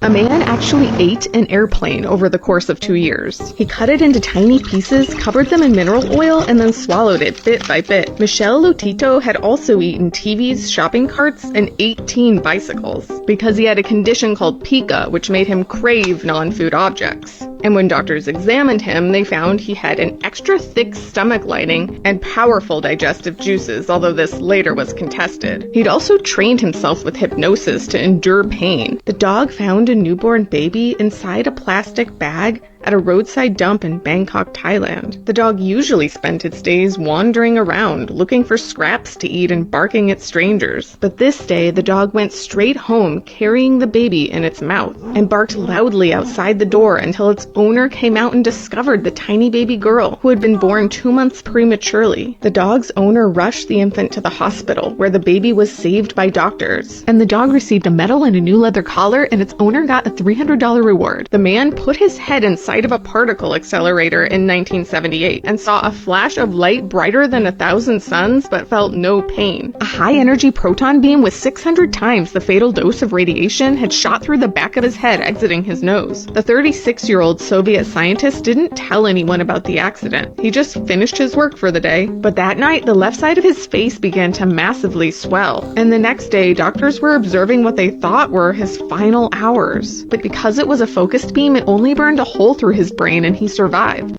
Okay, so I wasn't expecting 3 videos in a row like that. That first guy was insane. That's all I got to say about that. I'm really happy about the baby. That dog deserves the best treats for the rest of his life. They better totally baby him. And that last one, why would you not report that? I mean, I know that when you get harmed at work, you're supposed to report it right away so that, you know, the workplace can cover you for injuries. But if you don't report it, they don't really cover it. I don't know if that pertains to this situation or not, but dang, I'm really glad that I do not work in an environment like that. That is horrifying. I am calling your church to test to see if they are willing to help feed a hungry baby. So far, I've already called 2 churches. Neither one of them were willing to help feed a baby. And honestly, I'm not even a church. And if somebody called me needing to feed a baby, I wouldn't just hang up the phone. A Kentucky woman, Nikolai Monroe, went viral on TikTok for a social experiment she conducted where she called a bunch of churches and asked if they would help feed her starving baby. Now, she doesn't have a real starving child, but she basically just wanted to see how these religious organizations would respond to someone in the community in need, especially in the wake of all of these SNAP disruptions. So far, she's done a 42 video series, and out of those 42 churches, only 9 said they would help her. The other 33 said no. In the videos, if a church says yes, they will donate, she makes sure to disclose that it is a social experiment. And there has been an overwhelmingly positive amount of feedback for the churches that have said yes. Heritage Hope Church of God in Somerset, Kentucky agreed to help provide baby formula for Nikolai's imaginary baby, and they received over $75,000 in donations to their food pantry. Over the phone, the leader of the church was incredibly eager to help and was even asking if there was a certain flavor or kind of baby formula that she needed. And that's the way it should be. Why would people turn away a starving baby? What's wrong with people? Everyone's so cold. I mean, if you have the means to help somebody, especially a baby, why wouldn't you? Wow. Good for that one church, and the others too, but I mean, that's sad. So the CIA once tried talking to dolphins, and shortly after they made it illegal for anyone else to ever talk to them ever again. You see, dolphins are actually some of the smartest animals on Earth. According to ChatGPT, they're second only to the great apes, which are like 99.9% human. The CIA picked up on this, and during the Cold War in the 1960s, they wanted to gain any tactical advantage over the Soviets that they could. So along with the US Navy, they started testing on the possibility of a dolphin-human connection under the Marine Mammal Program, training mainly dolphins as spies for military use and espionage, in order to help the Navy detect underwater mines and subs, recover equipment lost in the ocean, and also find out what else might be down there. Here are one of the few man-dolphin communication reports prepared for the US Navy, which you can read through online. During the same time, other communication research led by Dr. John C. Lilly, funded by NASA and the US Navy, ran their own experiments deliberately aimed at talking to dolphins, where a dolphin named Peter actually ended up falling in love with a human woman, Margaret, who became so obsessed with her he didn't even want to mate with female dolphins anymore. And after being separated from Margaret, he was so devastated that he voluntarily held his breath until he himself. Which, yes, dolphins are mammals. They don't have gills and can't breathe underwater. They're just always holding their breath and breathe through their blowholes when they surface. Pretty wild, I know. This experiment got kinda dark before it was shut down, and it's all in the official reports. Well, these experiments allegedly developed a system that allows us to interpret a dolphin's clicks and whistles into structured information, so we can understand what they're trying to tell us, and in turn translate human speech into dolphin whistle words via electronic devices. While the dolphins may have told them something they didn't expect, and also didn't want anyone else to know. On official record, the experiments were inconclusive, and no real progress with dolphin communication was achieved. But just a few years later, in 1972, they enacted the MMPA, the Marine Mammal Protection Act, which specifically prohibits human interaction with marine mammals in particular due to their enhanced cognitive ability, which is oddly specific because mammals make up only about 0.1% of all marine life. On paper, the act prohibits harassment and disturbing marine mammals, which is fair and also a great cover story, as it describes level B harassment as the potential to disturb a marine mammal by causing disruption of behavioral patterns, which is an extremely broad definition, and something as simple as trying to communicate with dolphins would technically fall under this. But what could have the dolphins told the CIA and the US Navy that caused them to ban us from ever talking to them? Oh yeah, aliens, they're in our oceans, aren't they? Countless recent testimonies from US Navy and other government whistleblowers revealed that UFOs commonly come in and out of our oceans. Military reports of unknown objects moving underwater at hundreds of miles an hour, faster than any aquatic animal or underwater craft we've ever made. Speculation of alien bases and UFO factories at the bottom of our ocean has been brought up many times in past UAP hearings. Strange anomalies on the ocean floor that appear to be moving around, or just massive underwater structures that were once there and are no longer visible from satellite view. Not gonna lie, if I was an alien, the ocean would probably be the best place to set up camp, because now more recently, US Representative Tim Burchett revealed that there are entities that have been on Earth for thousands of years that are emerging from the oceans in 5 to 6 sites around the world. His words. If anyone would be in close communication with these entities, it would be marine life. More specifically, the ones smart enough to communicate, like dolphins. And now it's illegal for us to talk to them, because if we did, maybe they'd expose something they didn't want us to know. Dolphin researcher John C. Lilly even stated that he believed dolphin communication could be a gateway to knowledge far beyond human comprehension. Maybe not just aliens and UFO bases, but perhaps Atlantis and other advanced civilizations of our past that have sunk to the bottom of our oceans. Hey, the jig is up, dolphins. Tell us what you know. Well, that took many turns. So, at the beginning there, when they showed a few pictures of the dolphins wearing gear, all I could think about was Austin Powers. And I think it was Dr. Evil. He wanted like armed dolphins with lasers or something. And then that turned into just simply, talking to dolphins, interacting with them, to aliens. That took many turns, and I don't know what to think about this. That makes you question reality. Is this science fiction that we're living in? Because I don't know anymore. I'm claustrophobic, and that is my worst nightmare right there. Next video. I predicted the future. You ready? Here it is. AI will be so good at making deepfakes that people who used to believe fake news will no longer believe that their fake news is real. If the people who believed fake news no longer believe the fake news because they think the fake news might be faked, the value of the internet as a source of objective truths collapses practically overnight. And we'll have to resort to actual people for their own expertise, and not something presented to you by someone who relies on clickbait. I don't even trust AI when it's just getting information. It's not that I don't trust it. When I know something and I AI it, it's 85% right. So it doesn't really know what it's telling you. It's just assembling words that have appeared together in other people's writings. And if other people don't understand something, yet they write about it, it f***s with AI. AI will get better. It's gotten better with its illustrations and the videos and all. I get it. And I'm all for what computers can do. But we need to know what you're walking into, know what you're stepping in. That's worrisome to think that AI isn't so intelligent that it's just going on what we write. So in essence, it's kind of like an echo chamber. Use with caution, I guess. What is it with these women prison workers who fall in love with an inmate and then help them escape? Now this story starts with this woman, Bobby. And Bobby's 32 years old when all this begins, and she's living in Oklahoma. But Bobby has a huge problem. She's not happy with her marriage. She and her husband allegedly just aren't clicking anymore like they used to, and sometimes it gets lonely for her. But all that is about to change, because Bobby works in the state prison in Oklahoma where she runs a pottery class for inmates. And one day in 1993, she meets this inmate, Dial. Dial is actually serving time for murder. But despite that, he's actually considered a well-behaved prisoner. He follows the rules, the staff likes him, he's also a talented artist, like he's really good at sculpting.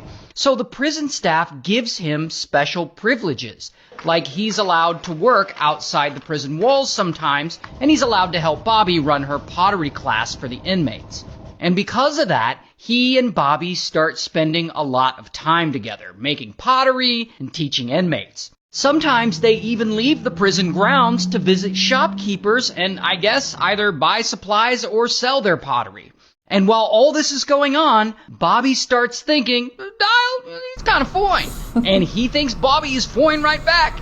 And they end up liking each other and they end up falling in love. But of course, he's an inmate, so they gotta keep this romance hidden. But here's what makes all of this extremely complicated. Bobby's husband also works at the prison. He's actually the deputy warden. Now, at some point, Bobby starts thinking that this secret hidden emotional affair that she's having with Dial, it's just not working for her. She can't do it anymore. But instead of ending the relationship, she decides to help Dial escape from this prison so that they can run away together and, I guess, live on the run for the rest of their lives? I don't really know what their plan is. So, some time passes, and it's now 1994, and the big day finally comes. The day they're going to attempt this escape. And Bobby tells her deputy warden husband that she's leaving to go shopping, and she leaves. Then she takes their minivan and I guess picks up Dial, and together they just drive off the prison grounds. And since this is not the first time she and Dial have left the prison together, I assume the guards think that they're just going to the shops to sell some pottery or something, and they let them pass by. So Bobby abandons her job, her husband, and her 2 kids, because she's got 2 kids at home. And she and her convicted murderer inmate lover flee the state, and they travel from Oklahoma all the way down to Texas. Meanwhile, back at the prison, the deputy warden husband, he eventually realizes that not only is his wife missing, but Dial the inmate is also missing, and that they're together. So he calls the police, and they start investigating. But they all assume that not that they ran away together, but that Dial had kidnapped Bobby and used her to escape. So they start looking for them, and there's this whole manhunt, and they place Dial on the FBI's most wanted list, but by now, Dial and Bobby are in Hurst, Texas. And there, they stop at a local store, and Bobby calls, not her husband, but her mom, and she's like, "Hey mom, I can't talk now, but I'm okay." Then later, she calls one of her friends, and she tells her the same thing. She's like, "I want you to call home and tell the kids that I love them." And I guess the friend's like, okay. So Bobby never directly calls her husband or her daughters. Anyway, after that, she and Dial keep driving until they get to Houston. And there, they settle down. And Dial, somehow he gets a job as a security guard, because I guess they don't do background checks at this place. But apparently these two don't feel safe in Houston because they don't stay there for long. So they move again. They move a few times, actually. And finally, they end up in Campty, Texas, which is literally in the middle of nowhere. Like, it's nothing but a few dirt roads out there. But there, they changed their names, and they both land a job at this local chicken farm, earning like $500 a week. And they start building a life there. They live in this trailer home, and they start going to church regularly. They're doing everything to act like any normal couple. Although they mostly avoid close interactions with other people, they kind of just keep to themselves. And this goes on for years, and no one at work or at the church appears to suspect anything. Then, around 2001, someone writes a book about their escape, and it gets published. And Dial picks himself up a copy, he takes it home, and he reads it. Now, this book portrays Dial as a kidnapper. It claims that he kidnapped Bobby. So Dial, he gets all mad, and he somehow gets the author's contact info, and he calls him to try and correct the record and say, no, she came with me willingly. Plus, he tells the author that he and Bobby are happy and that they're doing okay. Then he even puts Bobby on the line to say hi. And now, of course, this author immediately reports this call to the police, and police investigate it, but nothing comes of it since police don't know where this call was actually coming from. So anyway, more years pass, and they keep living incognito working on this chicken farm. But then, in 2004, something terrible happens. Dial actually has a heart attack, and he ends up in the hospital. And Bobby, she stays home, and she's apparently devastated by this. She even writes him a love letter about how much she misses him. Now, he eventually recovers, and they go back to their normal chicken farm life. So it seems like they're just gonna keep up this life on the run forever, and police are never going to bust them. Until it's 2005, which means they've been on the run, living together for 11 years. And around this time, the TV show America's Most Wanted airs an episode talking about the Dial and Bobby prison escape. Then someone in Texas, who I guess lives near Dial, sees his picture on the America's Most Wanted TV show website, and they go, wait a minute, that's my neighbor. And so this person calls the police, and soon enough, a whole lot of sheriff's deputies show up and they surround the chicken farm. And so, bam, Dial is arrested. Here's his mugshot. And of course, they take Bobby into custody because they got a whole lot of questions for her.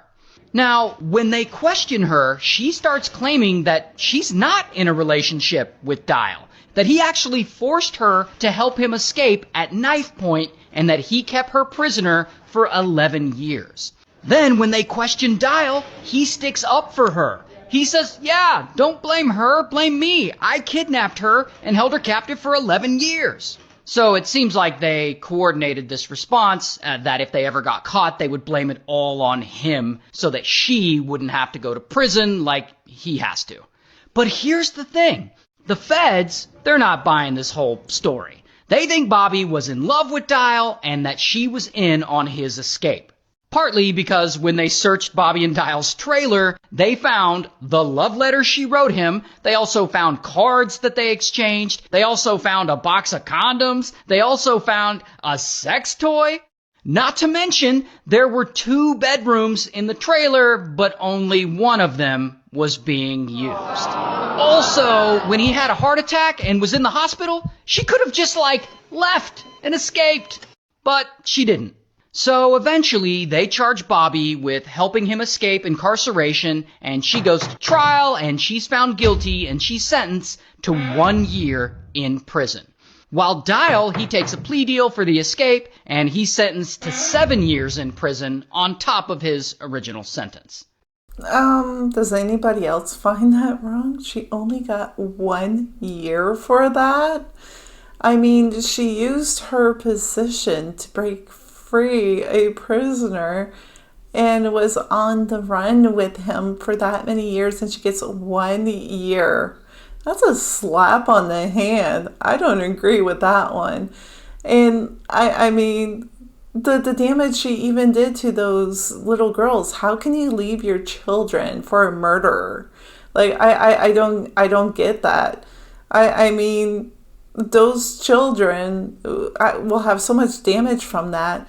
And if I was those kids, even if she felt guilty finally and apologized, I wouldn't have anything to do with her. What on earth? 25 girls were abducted from their school yesterday, and you probably have never even heard about it. At about 4 a.m. at a boarding school in northwest Nigeria, a group of armed men scaled the walls and started rounding up girls from their hostel. The school's vice principal was shot and killed while trying to protect some of the students, and another staff member sustained gunshot wounds. The girls were marched into nearby bushlands and have never been seen since. And to make matters even worse, this is not even that rare. Earlier last year, over 200 pupils were kidnapped, and over the past 10 years, many schools have been targeted in order to demand a ransom from the government. In fact, things have gotten so bad that in 2022, the government had to pass a bill outlawing ransoms. In fact, you can even be jailed for 15 years if you are caught paying a ransom to free someone who is being kidnapped. Now, police have launched a search and rescue operation for the 25 girls, and their parents have been informed. As the situation develops, I'll keep you guys updated.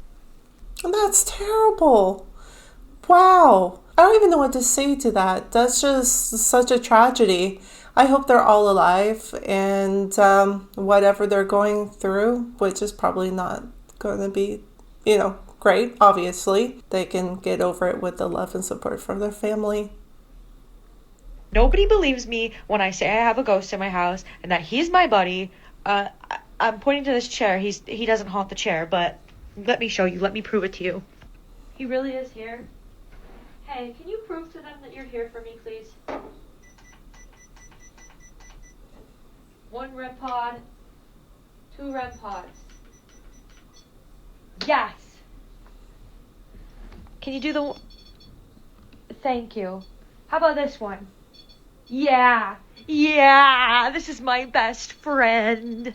Yeah! Yeah! We're buddies! Oh yeah! Go best friend, go best friend, go best friend, go best friend, go best friend, go best friend, go best friend. Wow. Many people would be very scared if they had a ghost. This lady seems to be very excited about it. Or perhaps she's doing reverse psychology on the ghost, but I'm pretty sure she's happy. That was some ghost dance. If this photo is real, we have serious problems. This is the clearest picture of a werewolf / dogman type creature that you may ever see. Werewolves or dogmen are things that we thought just lived in Hollywood, on the big screens and in horror movies. But recently, people have claimed to have captured and seen these elusive creatures. The bigger question now is not are they real, but what are they? I'm not saying they're Hollywood type creatures where you have to use a silver bullet, but many believe these things originated in laboratories and then things went wrong. Check this out. Let me know in the comments, what do you think it is? And mind you, this picture is about 15 or 16 years old, so it ain't best quality, but the image is very clear. Have a great day. God bless.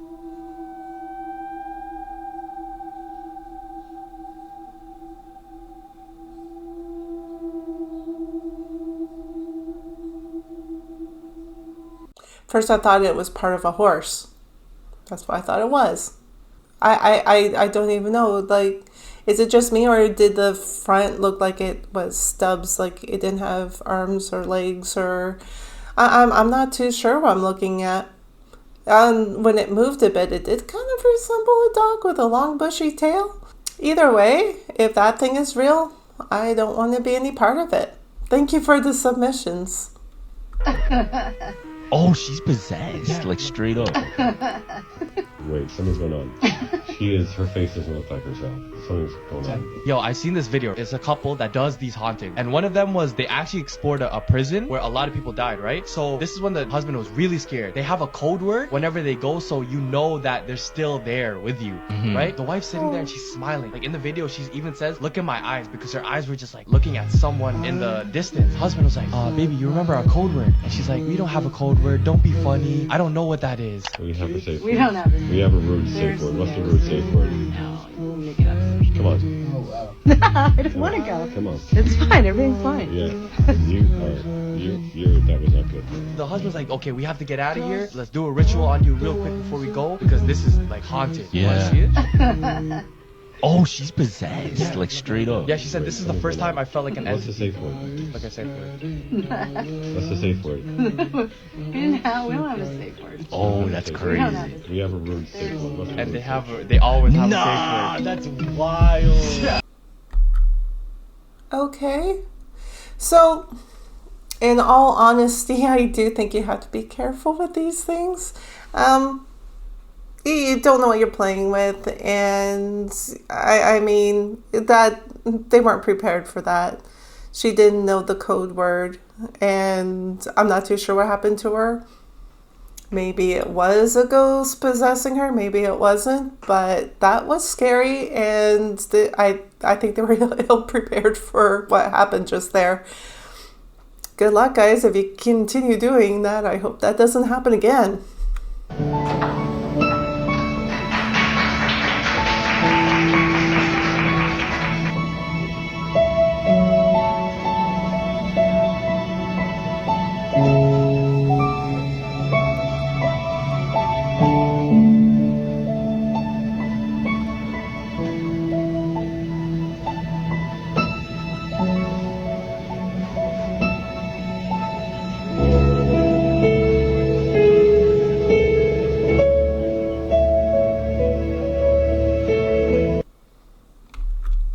And this is why robots will be having babies for us in the future, like what was shown in my other videos, because this is the type of relationships we're coming down to. I am really, really worried about society. No jokes. There's been a lot of construction on Timmins, but I wasn't aware that I was driving into a puddle that is actually more like a pool. Last week at 8 in the morning, Darlene Demchuk was riding her bike to work along this shared lane on Timmins Boulevard in Saint Laurent. An uncovered worksite was full of water in the shared bike bus lane. 3 upright pylons block the lane, but going around them would have meant cycling in traffic. So Demchuk went straight, right into a large hole. The fact that I could just ride my bike into that hole tells me that it wasn't properly secured. The impact broke her nose and resulted in other injuries. Immediate facial reconstruction surgery was required. Soon after, Demchuk recorded a video as she measured the depth of the pit with a 10-foot pole showing the danger of leaving it uncovered. That's how deep it is. Saint Laurent Borough Mayor Alan D'Souza says his team secured the site as soon as they heard about the accident. So that's kind of like a two-edged sword type of thing. If I've got the right analogy here, there was cones. I mean, yeah, it would mean her driving in traffic, but there's also cones. I mean, I don't know what the right answer is in that. That's just an overall bad situation. I really don't know where to go with that one, but that poor lady, wow, that's a nightmare. In Florida, a bear stole a family's Uber Eats delivery right from their front door. Imagine expecting to open your door to get your food delivery, only to see it's gone. That's what happened to a family in Orlando, Florida. Turns out their doorbell camera caught a sneaky bear in the act, sneaking the bag of food from the porch and taking off with it. The family opened the door in disbelief, but after seeing the footage, they weren't that shocked. Apparently, bears are a common sight. Everybody knows if you order from Taco Bell, bears are going to take it. They love Taco Bell. Well, apparently Yogi Bear has upped his game and his diet. Next. NASA just held their first public announcement about 3i Atlas in over a month, giving their final verdict on it and even showing us some new pics. You know, the interstellar object passing through our solar system that many think is an alien mothership. We've got some new amateur videos of it. It apparently ripped a massive hole through our sun when it passed by it, and NASA abruptly ended a live stream when an alleged UFO passed by just a day before this announcement. And the too long didn't watch summary of it is, it's 100% a comet and their pics suck. Shocker. Like, really? these are the best pics they got at this point. But in more interesting news you actually care about that NASA's not going to talk about, we have these alleged leaked videos of 3i Atlas, which are probably fake, but they're pretty fun to look at, showing clear footage of what appears to be an alien mothership, but take it with a grain of salt. Our sun now has a massive butterfly-shaped coronal hole 35 times the size of Earth on its surface, conveniently rotating towards us just shortly after 3i Atlas flew by the sun on the other side. Now, coronal holes are actually pretty common and are just areas on the sun's surface where the temperature is cooler and the density of the sun's plasma is lower, usually resulting in magnetic fields shooting out into space. But this is the biggest one we've had in a while, and the fact that it happened just shortly after 3i Atlas flew by our sun leads some people to believe that it, like, I don't know, extracted energy from our sun to power its ship. Amateur telescopes from Ray's Astrophotography captured this video of 3i Atlas, showing what appears to be multiple objects rotating around each other as it moves through space, similar to that European Space Agency video we got a month ago. Here's another non-NASA video showing the interstellar object with a similar effect.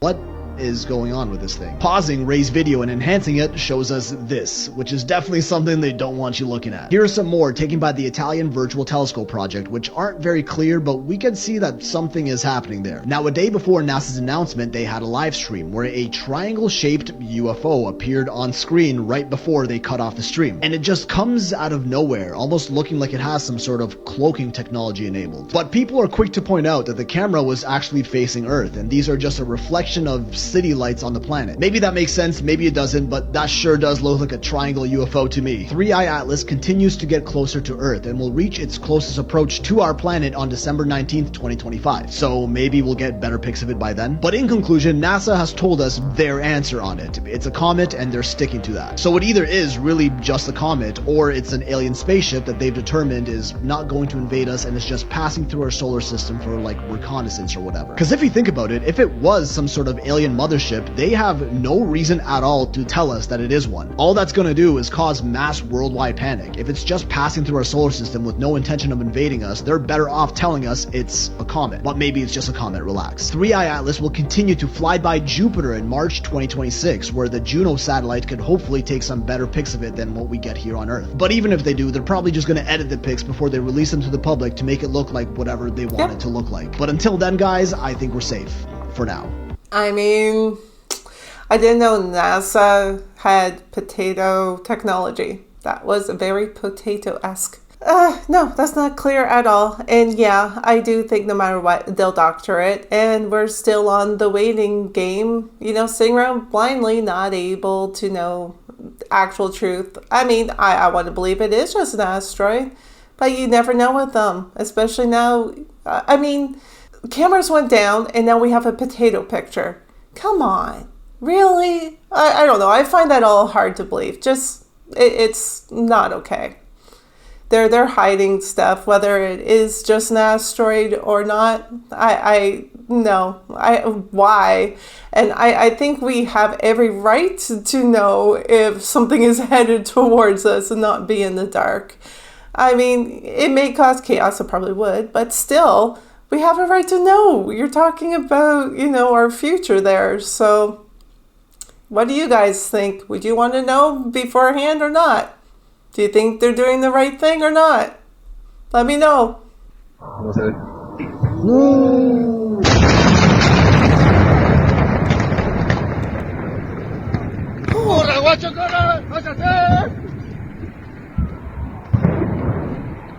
Oh. Run. Yeah, definitely run. Oh.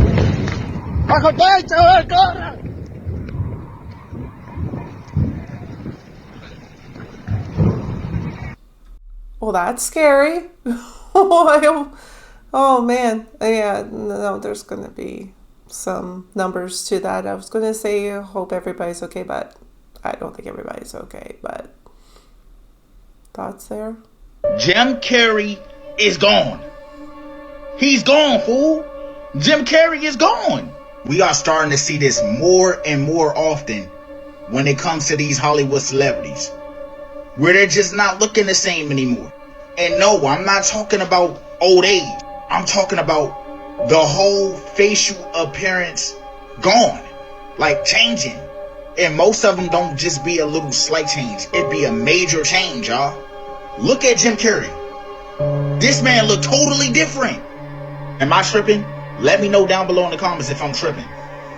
But I know this man looked totally different, fool. This whole little event, the Rock and Roll Hall of Fame thing, was weird in general. Y'all know who this girl is, right? This is this girl right here, all grown up, 25 years later. This is also the girl. Just take a look at what's going on in the picture, fool. This right here should just let you know that this whole little shit is weird, fool.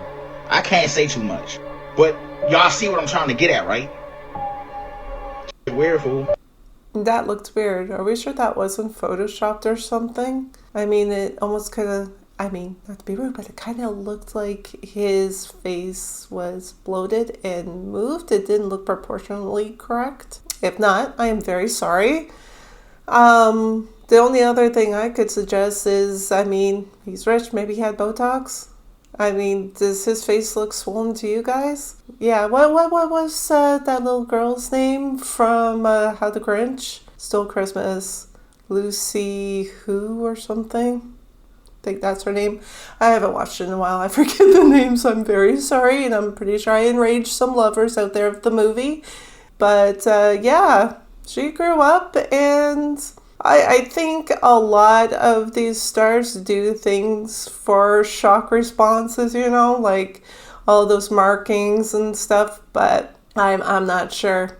Who knows?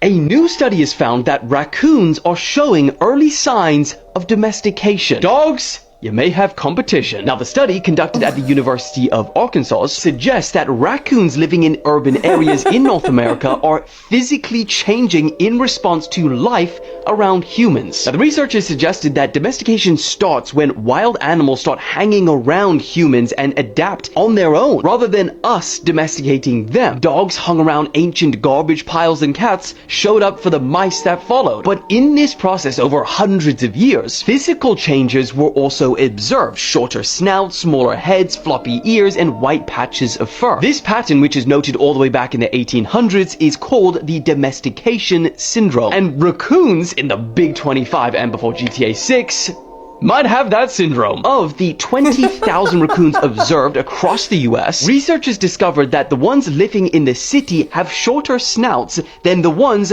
living in rural areas. Bro, what even is this year? Wow.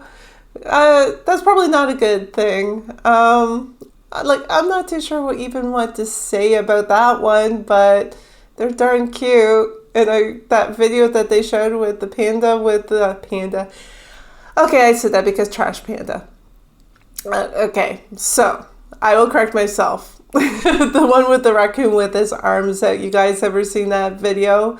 That was great. It was like 3 of them, and it was like they're all posing when they got caught. It was like real life cartoon. It was great. Just going through the dark woods and everything, right? About to be sunset. Spooky thing though.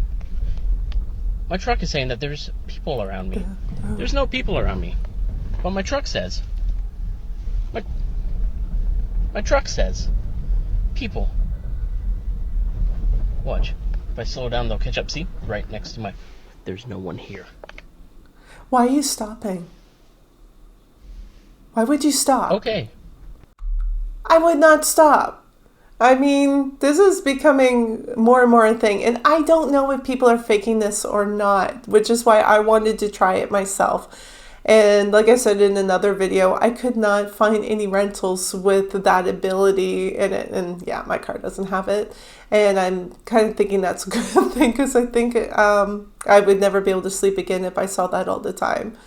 I don't know if it's real, but I mean, it's happening a lot. And if it is real, why would you stop? Keep going. You let them catch up to you. Now they're probably going to go in your car and they're going to have a ride home with you. Good job, buddy. The cat would walk up to a patient's bed, jump onto their chest, and quietly curl up beside them. Hours later, that person would pass away. You see, this wasn't just any ordinary cat. This was Oscar, a therapy cat at a nursing home with a special ability. For reasons no one fully understands, Oscar seemed to know when someone was about to pass away. If someone still had time, Oscar would just sniff around and leave. But if he decided to stay by your side, they knew it was over for them. And it wasn't just a one-off thing. He did it again and again, accurately predicting more than 50 passings. Some people think he could smell chemical changes in the body right before passing away, but no one really knows how he did it. Okay. If that's so, I would not have that cat around. I would probably give that cat a home to a young family who it won't terrify. But, I mean, a lot of things can happen just mentally. So if the patients relate that cat to death and they're old and they're frail and your brain can do a lot. I mean, the cat may have just wanted to snuggle a few of them and they weren't going to die, and that person probably just, I guess, maybe will die, like a reverse placebo effect, you know what I mean? Or the cat really did smell death. Who knows? There was a dad, and his son went missing just randomly for 11 days. Detroit police confirmed that investigators saw no signs of the boy after searching the home 4 times. They were on CNN, live news, and this is the biggest plot twist. The reporter, she was like, Justin, we found your son. Charlie, we're getting reports that your son has been found in your basement. What? Like, you know, like when men try to rush? Wait, what? You're not supposed to find him. And then, sir?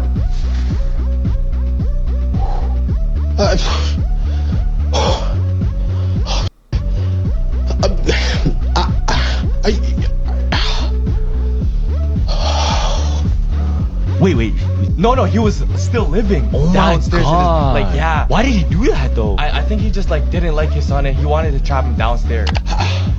Oh, God, they brought dogs, everything. Everybody is searched. What? Okay, my son. For anybody to imply that I somehow knew that my son was in the basement, it's absurd and it's wrong. I love my son. I'm glad that he's home. Man, they thought my son was dead, man. Look. W acting. Oh my God. You know that meme? Oh my God. Wow. I hope he gets what's coming to him. That is utterly disgusting. The only reason why I smile is his acting is so bad, and you can tell he knows what's gonna be coming to him. At least I don't know the story. I don't know how old that is. I don't know if he's been arrested or gone to court. This is the first I've known of it, but I'm pretty sure justice should have hit him. That's terrible. That is like absolutely terrible.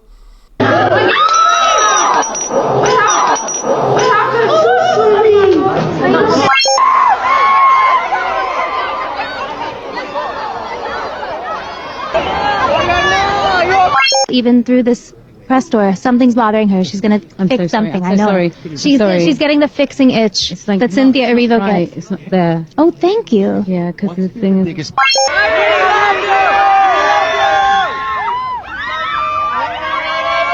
Today we get to do popular. It's going to be so great. That joy he wanted to infuse in every frame so that when you've experienced the film.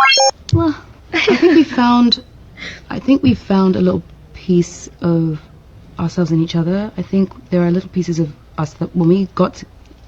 Thanks for letting me watch this Wicked special. It was the best. I had a blast. Everywhere. I had a blast during LA. Hotel, we got Wayo, and blah blah blah. And blah blah blah. She's kind of acting like Ariana is totally fragile, and she's her mama, and just checking up on her no matter what happens to her. Well, even the necklace, nothing happened to her necklace. She just had to fix her necklace right there and then. I don't know. I find that very awkward, very weird. Yeah, no, I think I would want a little bit more of a personal bubble space than that, but to each their own. This visual illusion is so weird. Focus on the cross between these two photographs. Keep the photographs in your peripheral vision and just keep focused on the cross. Now as you're looking at that cross, the images are going to begin to change. You're going to see different famous people, but just keep focused on the cross. And after a couple of seconds, something weird should start to happen. The faces begin to look distorted, disfigured. It's like the features are all out of proportion. It's a really weird sensation. Keep focused on the cross. What you're experiencing is something called the flashed face distortion effect.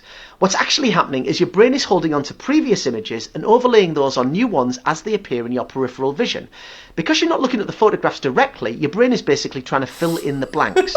Now you might think that I've edited these photographs to make them look strange, but that's not the case. Feel free to watch this entire video again and you'll see that they're all legit. This is such a weird visual illusion. Let me know in the comments if this one worked for you and share it with a friend so they can try it as well. Yeah, partway through, I literally thought, okay, I'm not going to get had on this video. He's obviously edited those videos. And so I cheated partway through and I went to look to the side to make sure I'm not being played. And no, he's correct. He didn't edit them. That was really weird and truly freaky. They, like, mouths were missing and everything. That's crazy. Wow, you learn something new every day. Alright, so what's the chip thing in the hand? So anybody who scans their hand who comes in has an Amazon One account. And if they have an Amazon One account, it's going to whatever could be linked to their Amazon account profile. Whereas anybody who's inserting a card here is actually coming into the Hudson store, even though they're technically the same store. And there's only, what, 4 in the United States? There's only 4 Amazon Just Walk Out stores in just the United States. They've opened up a few new Go Fresh stores, so you can still use alternative payments there. But for Just Walk Out, Walk In technology, it's just the 4. One's going to be in New York, one's in Los Angeles, one's going to be in Chicago, and one's right here in Nashville, Tennessee. Fantastic, perfect. Thank you so much. Okay, wait, what? So basically to shop there, you have to have something in your hand? Like, I'm confused on that one. And I'm not going to rewind and make you guys rewatch it. That kind of lost me, and my brain's not all here from being sick. So that's what kind of sounded like to me. To shop there, you have to be okay with something in your hand. No, not worth. Move on. That became like, well, you can't shop here if you don't have that. I guess I'm not shopping there. That's not okay.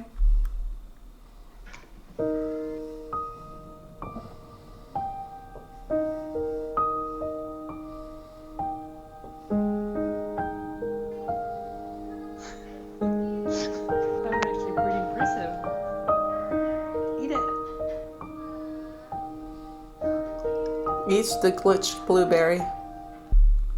I don't know. I think if I was a mom and I saw that, I would not want that kid to eat the glitched blueberry. What if it was from a different reality and blueberries are different and I don't know if they're made of something different and it wasn't good for your kid?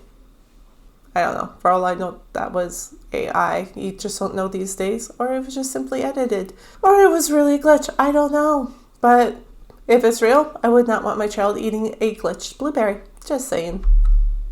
They lick it after finding it buried in the dirt. If it's just a rock, the tongue will slide right off, and the surface stays smooth. But if it's a fossil, tiny pores in the bone will suck up the moisture in your mouth. And when those holes touch your tongue, they suck in your spit, causing it to grip the surface. This is a quick way to tell if you're dealing with fossilized bone or just another rock. A masked man stormed in and pointed a gun right at the woman's face. Her fiancé threw himself across the room, grabbed the barrel, and wrestled the intruder to the ground. The fight spilled down the stairs, and the man held on, even as the attacker dragged him outside. But the stairs were icy, and the attacker slipped, allowing the man to pull the gun from his hands. The criminal ran, but just minutes later he returned, hoping to get his gun back. But this time the man was armed and waiting for him, so the robber was soon arrested. Wow. Not your brightest moment, buddy. But then again, breaking the law is never your brightest moment. But, I mean, it was really good. He was extra and bright. And that first one, I am sorry for the faces. I'm already not feeling good. And the thought of licking anything from the ground is just horrifying to me. Texture is a big thing for me. And then that second one, like, licking a fossil? Seriously. Think of... Oh, no. I don't even want to know what could be on that. Yeah, no. It's getting weird. Port infinity. Probably one of the most creative things we've seen served at a restaurant so far. So this is foul. Foul as Very foul. Listen, I love chicken just like the next day, okay? But this is... I'm not eating a chicken hand. I don't eat chicken feet either. For all the people that eat chicken feet, do your thing. People eat chicken feet? I thought this was AI too. It's not. This is a real place called Fowl. Of course, it's in the UK. But yeah, this is like, I wonder who thought of this? Who walked in the office and was like, we are taking suggestions for our next specialty dish. Anyone? Oh, yes, right here. Please. Yes, pick me. Yes, thank you. Yes, my name is William from Bridgerton. Yes, good to meet you. I do have a suggestion. So mean. What if, now just hear me for a second. What if we cut off a chicken's head and just plopped it inside of a pie? Huh? And the chicken could just be looking at the people like, it's a great idea. What? Quite the filter. Now listen, when they come out to my neck, the rest of the food looks good. Okay, it does look good. It's just that was like a weird thing to add to the menu. I don't know. You think? Would y'all try that? No. It's a no for me. Heck no. And man, yeah, that was definitely foul. Would you guys try it? Let me know. You couldn't pay me enough for that.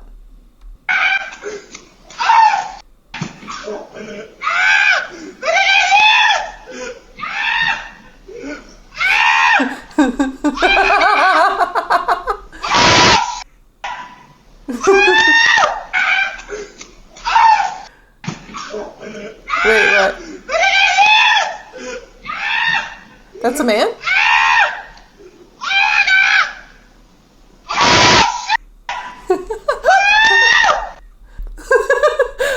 Okay, I thought that was a woman screaming. He's truly scared. That's quite funny. But then again, I'm sure it doesn't feel too good to be head bunted by a goat, but there you be. Insane Crimes, Part 5. A 29-year-old Florida woman managed to impersonate a registered nurse for months, slipping into a hospital job while using someone else's license number. During that time, she treated more than 4,000 patients, taking vitals, administering medications, and performing procedures she wasn't trained for. Staff only uncovered the truth when she was offered a promotion and her credentials didn't add up. Investigators later learned she'd been working on the floor for far longer than anyone realized, blending in so well that no one questioned her until she tried to move up. She now faces multiple felony charges, while thousands of patients are being notified that the person who cared for them wasn't a nurse at all. At Disney Springs, a bizarre robbery unfolded straight out of a heist movie in September of 2025. A man in full scuba gear swam up to the Paddlefish restaurant after midnight, snuck inside, and forced 2 employees to the ground as they were counting cash. He stole over $10,000, then slipped back into the water and vanished beneath the surface, escaping the same way he arrived. When police got there, all they found were wet footprints, discarded dive gear, and 2 shaken employees tied up inside. To this day, the aquatic thief hasn't been identified. Wow. Wow. Perfect crime. He washed away the evidence. Morbid Facts, Part 811. In 2014, 23-year-old Ashley Gabrielle Huff spent nearly a month in jail because a cop mistook dried SpaghettiOs on a spoon in her car for meth. She couldn't afford bond, so she sat in a county cell while her life unraveled, missing her child's birthday, losing her job, and watching everything fall apart over a crusty spoon. When the crime lab finally tested it weeks later, the result was immediate. It wasn't meth at all, just pasta sauce like she said it was. The charges were dropped on the spot long after the damage was done. In 1999, 11-year-old Mikkel Biggs vanished from a quiet neighborhood in Mesa, Arizona while waiting for the ice cream truck. Her younger sister ran inside for less than 2 minutes, and when she came back, Mikkel was gone. All that remained was her bike lying in the street, its front wheel still spinning, and the 2 quarters she'd been holding to buy her treat. Despite massive searches and decades of leads, no trace of Mikkel has ever been found, as her sudden disappearance remains one of Arizona's most haunting mysteries. That's sad. Jeez. Nobody can rightfully say whether this is real or AI generated anymore. It's a video of these shapeshifters changing and shifting on stage like for a performance, passing it off as some sort of illusionist performance, but there's actually something a lot darker happening here. Allegedly filmed in the 90s, hence the video quality, and before AI generated videos were a thing. But obviously AI can intentionally generate videos to look blurry, grainy, and like they were filmed in the 90s. We genuinely don't know what's real and what's AI generated anymore, and this is sparking some huge debates online. People saying these shapeshifters were performing some sort of ritual for the elites, and others that it's definitely 100% AI. Grok AI on X couldn't seem to make up its mind, telling us it's authentic 90s footage one moment and oh, never mind, it's actually AI generated the next. So I took matters into my own hands and popped this video into an online AI video detector, which told us it's 99.85% not AI generated, so it's real. And then it told us it's 99.83% AI generated when I ran it again. It also doesn't seem to be able to make up its mind. This is actually very concerning. If AI video detectors can no longer tell us what's real and what's AI generated, we can't prove anything anymore. AI videos are going to be thought to be real, and real videos are going to be thought to be AI. Nothing is real anymore. You can take a video of the most incredible, mind-blowing thing you've ever seen, and no one will ever believe you.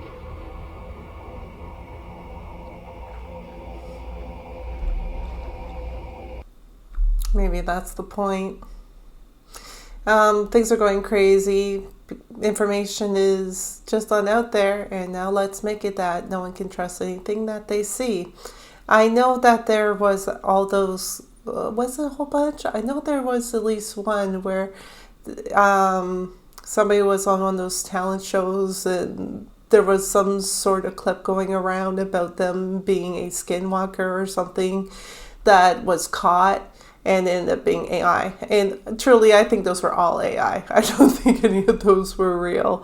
But that's pretty scary when AI is confused about something being AI. That's not very helpful, is it? Would you like to play a video game where the NPCs are run by brain organoids? Yes, the tiny human brains that you can grow in a literal jar if you want to and can run computation. Well, that may be a reality. Very soon, some researchers out of Cambridge want to do just that. I'm also really excited for this because I have theorized that brain organoids could be used to give AI agency. It's very difficult to train an AI and program it to be able to take on tasks independently. But brain organoids are biological, and they can be trained on dopamine. They proposed using CL1, the first desktop computer that runs on tiny human brains that cost about $30,000, although you can use the virtual platform, meaning brain organoids 16 to a chip are rented out and they're trained in-house to do your tasks. They plan to use the Unreal Engine, which is essentially a software development space made for video games. They would like to drop brain organoids in and have them play, even with each other. We have seen brain organoids play a lot of really simple games, even inter-agent play in which they engage with each other and teach each other how to play a game, essentially. But this would take the idea much farther. They would drop multiple brain organoids into various games, different types of games, and watch them play and develop with each other. There's even the possibility that if this were done, we might be able to play with them as brain organoid NPCs. I would like to provide the smallest bit of caution. Although this is really exciting, and I personally am really excited for it, we can't think of them too anthropomorphically. It's not exactly cruel. Even the claim that they were sentient has been hotly debated and has been considered an irresponsible way to discuss these things, in part because it's just not helpful. I mean, you can think of an insect as sentient, it has the capacity to have an experience, but we don't really think about harming insects that much. I can promise you this, if there is even the slightest chance that you can play a video game with a glob of brain goo, or even if the brain goo is playing video games, I'll probably be the very first person to tell you. That's a big no for me. I heard what she said, but I gotta say, I don't really agree with that. That's just not okay. That's crossing too many lines. And It's just a slippery slope. Slippery slope. See, I'm very sick. But I mean, that happens all the time. You introduce something and people will say, don't do it, don't do it. That's going to snowball. It's going to turn into something bigger. And it pretty much always does. So that kind of worries me, but we'll see.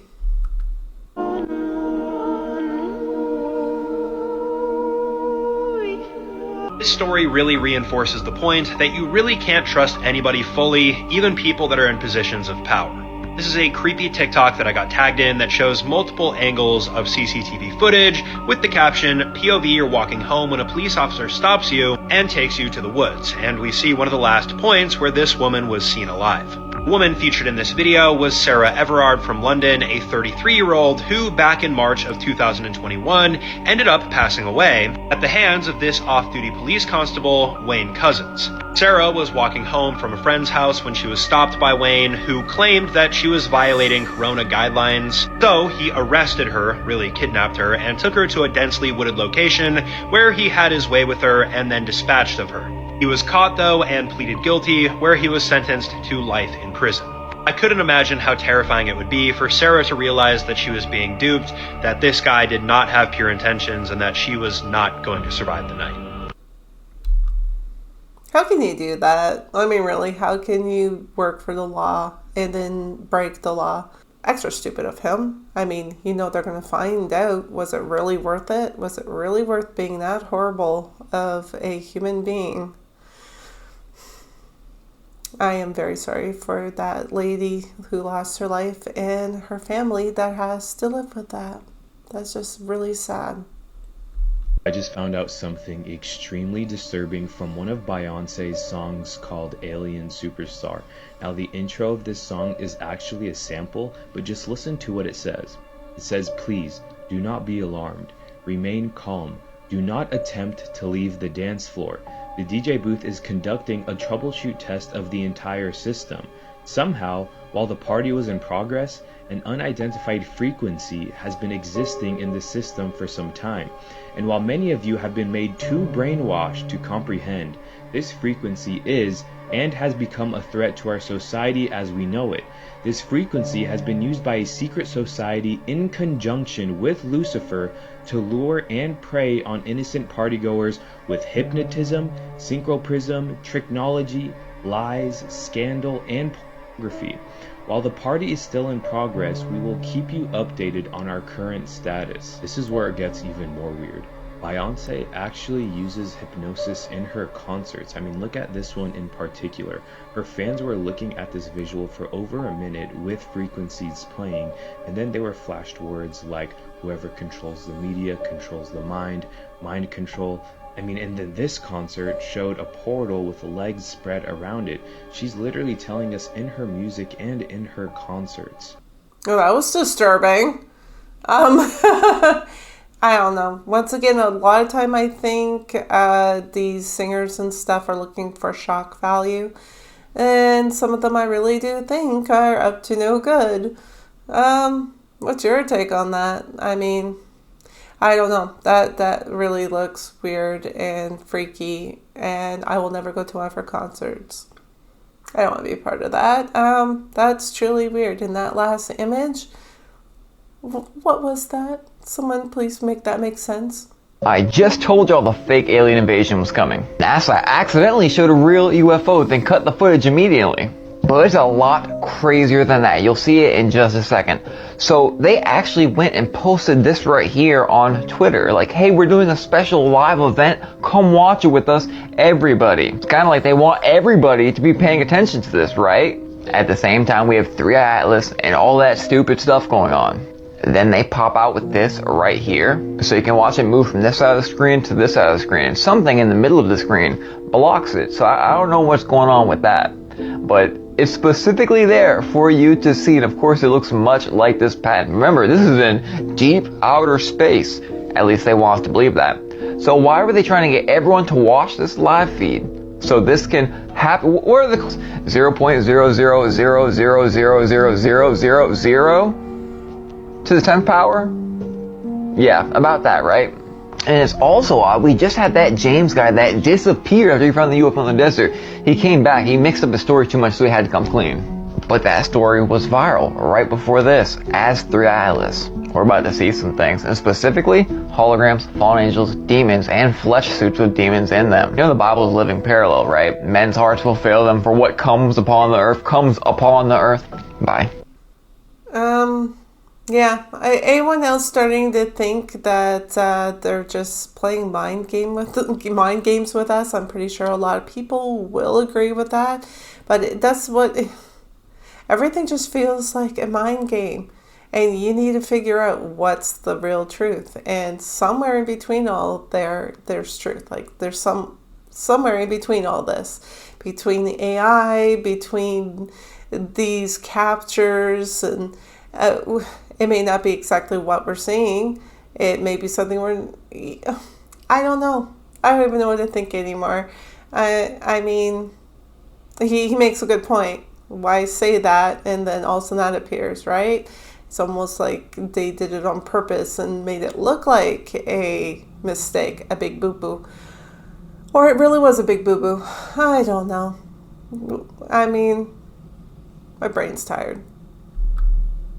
So somebody posted about finding a schizophrenic note in their Goodles mac and cheese, tucked into the corner right here. And it turns out that this is a much bigger issue than anybody could have anticipated. Because all over Pennsylvania and the East Coast, but specifically Pennsylvania, they have been finding notes in mac and cheese, Pocky packaging, and a lot of dried goods that are entirely incomprehensible.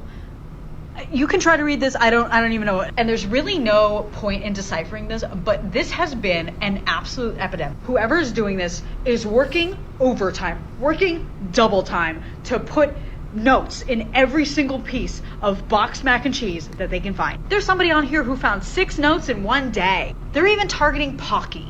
Multiple people have found notes in their Pocky, and they all look like this. You can attempt to read, go ahead, but mostly targeting pastas and dried mac and cheese. Somebody aggregated all the locations of the notes into a handy dandy little map here, and you can see that most of them are concentrated in Pennsylvania.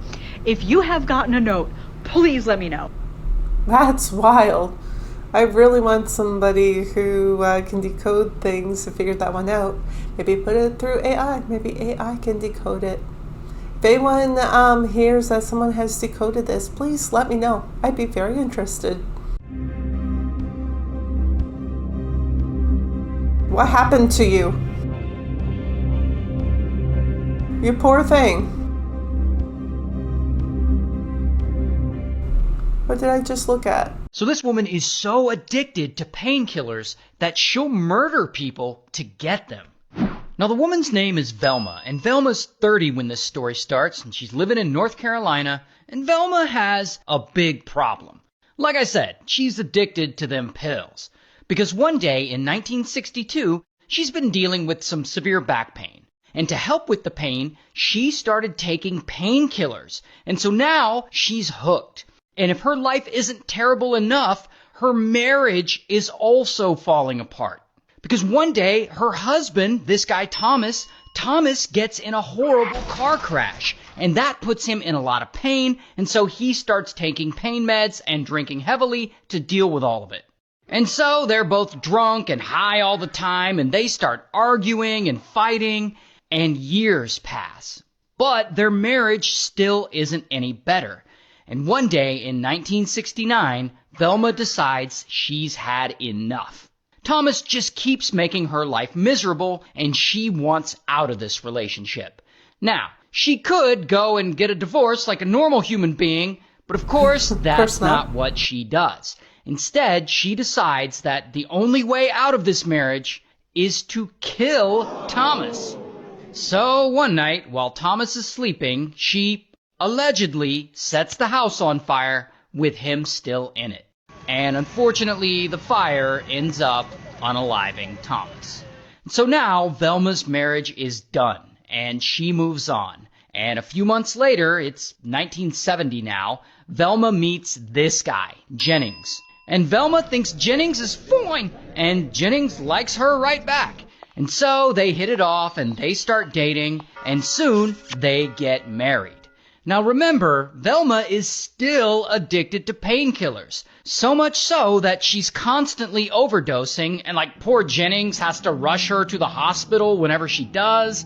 And I don't know if it's because of her drug habit or what, but pretty quickly their marriage breaks down as well, and at this point they're fighting all the time, and they're even talking about getting a divorce.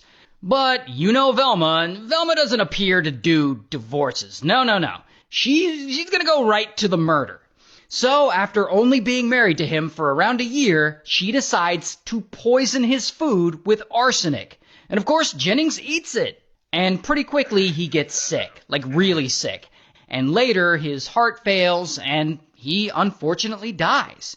So again, Velma's marriage is done, and again she moves on. And eventually she moves back in with her mother, who we'll just call Mother. And so she moves back in with her, and she tries to carry on with her normal life, but don't forget she's still addicted to those painkillers. And at some point, she becomes desperate for more pills. So what does she do? Well, she starts stealing from her own mom. She actually applies for loans by forging her mother's signature, and she uses those loans to pay for her pain meds. She also uses her mother's properties as collateral for the loans, which is just really fucked up. Now, eventually, Mother starts getting suspicious that maybe someone is forging her signature. And Velma knows that her mom is getting suspicious, and she doesn't want her to find out that it's her. So she comes up with a plan to stop that from happening. Just like she did with her last two husbands, she's now going to kill her mom. So she starts putting Aunt Killer in her mom's food, which, has arsenic in it. And pretty quickly, Mother starts throwing up and getting diarrhea, so bad that she has to be rushed to the hospital. And shortly after, she, unfortunately, dies of a heart attack. So now, Velma has no one left. No husband, no mother, and no one to fund her pain pill addiction.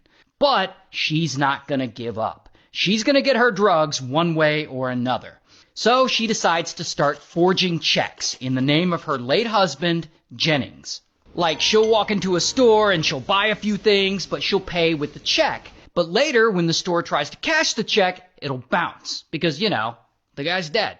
And she doesn't do this just once. Like, she does it a bunch of times. And eventually, I guess, one of the stores reports her, and so, bam, Velma gets arrested.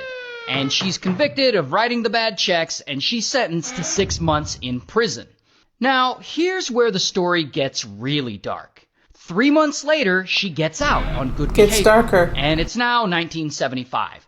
And Darker Velma than murder. decides to get a job working with the elderly as a home health nurse.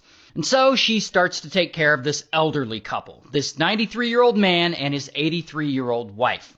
And the man is an amputee, so he's bedridden, he also has eye problems, and his wife is in her 80s, which makes them fully dependent on Velma. So she works there for a while, and soon enough, Velma begins stealing from them. She steals money, she forges checks in their name, and this goes on for about 2 years. And in 1977, I don't know if she just gets tired of taking care of the husband, or if he starts noticing money missing, or what, but either way, Velma decides it's time to get rid of him. So she starts putting arsenic in his food, and soon enough, the poor guy is dead. And sadly, some weeks later, Velma does the same thing to his wife. She unalives her too. And from there, she just keeps going. Like a month later, she takes another job caring for another elderly couple, and before long, she forges a $50 check from the husband. And husband eventually sees the check, and he knows he's not the one who signed it. Now, he doesn't necessarily suspect that Velma forged it, but he still reports it to the police. And they look into it, but they don't find enough evidence to accuse anyone of any crime. And this, the fact that she didn't get caught, only seems to make Velma bolder. So she keeps doing it. She steals $100 here, $200 there, and no one suspects it's her. But soon enough, the husband and wife do start to suspect it's her. And Velma doesn't want anyone to suspect that she's stealing. So she decides she's going to do the thing that she always does. She's going to murder one of them, the husband. And that's exactly what she does. She serves him some food laced with arsenic, and unfortunately, he doesn't survive. He dies from a heart attack. And again, no one suspects Velma. So it just seems like she's just gonna keep going on killing people one by one, and she'll keep getting away with it. Until a few months later, Velma starts dating this guy. His name's Stuart. And before long, she moves in with Stuart. And of course, she starts stealing from him too, because that's who she is, and she needs money to pay for her painkillers. So she starts forging his signature on checks. But then, one day, Stuart finds a forged check with his signature on it, and he knows he didn't write this check. And he also knows there's only one person who could have done this to him, his girlfriend, Velma.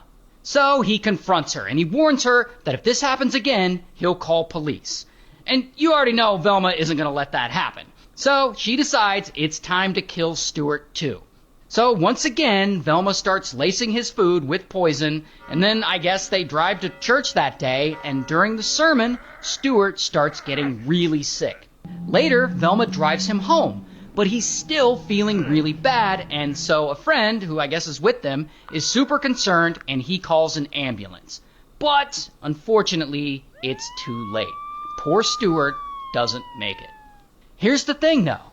Because he's not elderly like the other people she poisoned, doctors find this sudden death pretty suspicious. And so they perform an autopsy and they discover traces of arsenic in his system. And that is when police get a tip linking Velma to the case, noting that a few of her previous husbands had also died under mysterious circumstances. And so, bam, she's arrested. And I don't have a mugshot, but here's a picture of her behind bars. And ultimately, she's found guilty of first-degree murder, and she gets sentenced to death. Oh, man.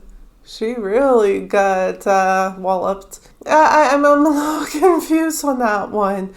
So the other people who died, the older people, they didn't do autopsies? They just assumed they died because they were old?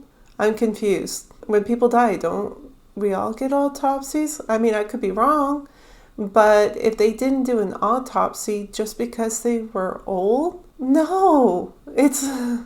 I've said this before. There's so much abuse and there's so many assumptions. You need to do autopsies and catch people who prey on the elderly. A lot of people prey on the elderly. Why wouldn't you do that? So because this guy was younger, they do an autopsy. And that's how she got caught. She could have got caught way before that. And more lives would have been saved. But I don't know. I mean, I'm just trying to make sense of it. The vice president of Campbell's just got caught saying they use bioengineered meat in their food. He literally said on a voice recording he would never eat their food because it's disgusting, it's made for poor people, and who would want to eat chicken made out of a 3D printer? A former employee recorded it all. Eric Erickson shares that recording and what the company is saying about it. We have shit for poor people. Who buys our shit? I don't buy healthy products barely anymore. It's not healthy. Now that I know what the in it, even in a can of soup, I look at it, look at meat, bioengineered meat. I don't want to eat a piece of chicken that came from a 3D printer. You millions don't know another thing. They couldn't think for the I'm like, you dumb. That might be some of the most insane stuff I've ever heard from a vice president of a company that big. Now, if he's the vice president, he knows what's in that damn can. And he said it's 3D printed, bioengineered meat. So Campbell's is pretty much cooked now, and they're getting a massive lawsuit. This might be the end of Campbell's. They released a statement up here, and if we get more information on this case, I'll be sure to keep you guys updated. Wow. Yeah. If there's truth and validity to that, which I guess there would be. I mean, he works there in a high position. I'm not eating Campbell's anymore. I don't want no 3D printed meat. I don't know how you guys feel about that. If you're okay with 3D printed meat, let me know. This experiment is absolutely wild and may confirm that we're living in a simulation. It was performed by Thomas Young and it's called the double split experiment. So basically, if you fire particles at a screen through a split, it will make this clumping pattern, okay? What if you add a second slit? You fire the particles, it makes two clumping patterns. Everybody with me? So if you perform this with a wave, this is what you would expect to see. The density would be in the middle and it would disperse outwards, but it would look similar to the clumping pattern with the most density being in the middle. So now let's do it with the two slits. When you do two slits, as the waves pass, they create their own waves, and the waves interfere with each other at different points. This is called an interference pattern, okay? Particles clump together, waves make an interference pattern. So now let's do it with electrons. As you fire it through, you'll see a similar clumping pattern. So as scientists performed it with two slits, they expected to see two clumping patterns, but they didn't. What they saw was this, the interference pattern. For years, the scientists thought, well, maybe these electrons would collide with each other and that's what causes this interference pattern. So in the 60s, they modified the experiment where they would only shoot one electron at a time and it still made the interference pattern. So they wanted to see what was causing this, and so they made an observer. They wanted to record what was happening, and here's what's crazy. With the observer there, the electrons would make two clumping patterns. They would behave the way that they were supposed to. Without the observer, the interference pattern. But that's a different result to what we had earlier. So here's the last bit of sneakiness that we can play with atoms. Surely now, we're going to get to grips with it. Leave the detector there, but just very quietly go and unplug it. Don't let the atoms know that you're not spying on them.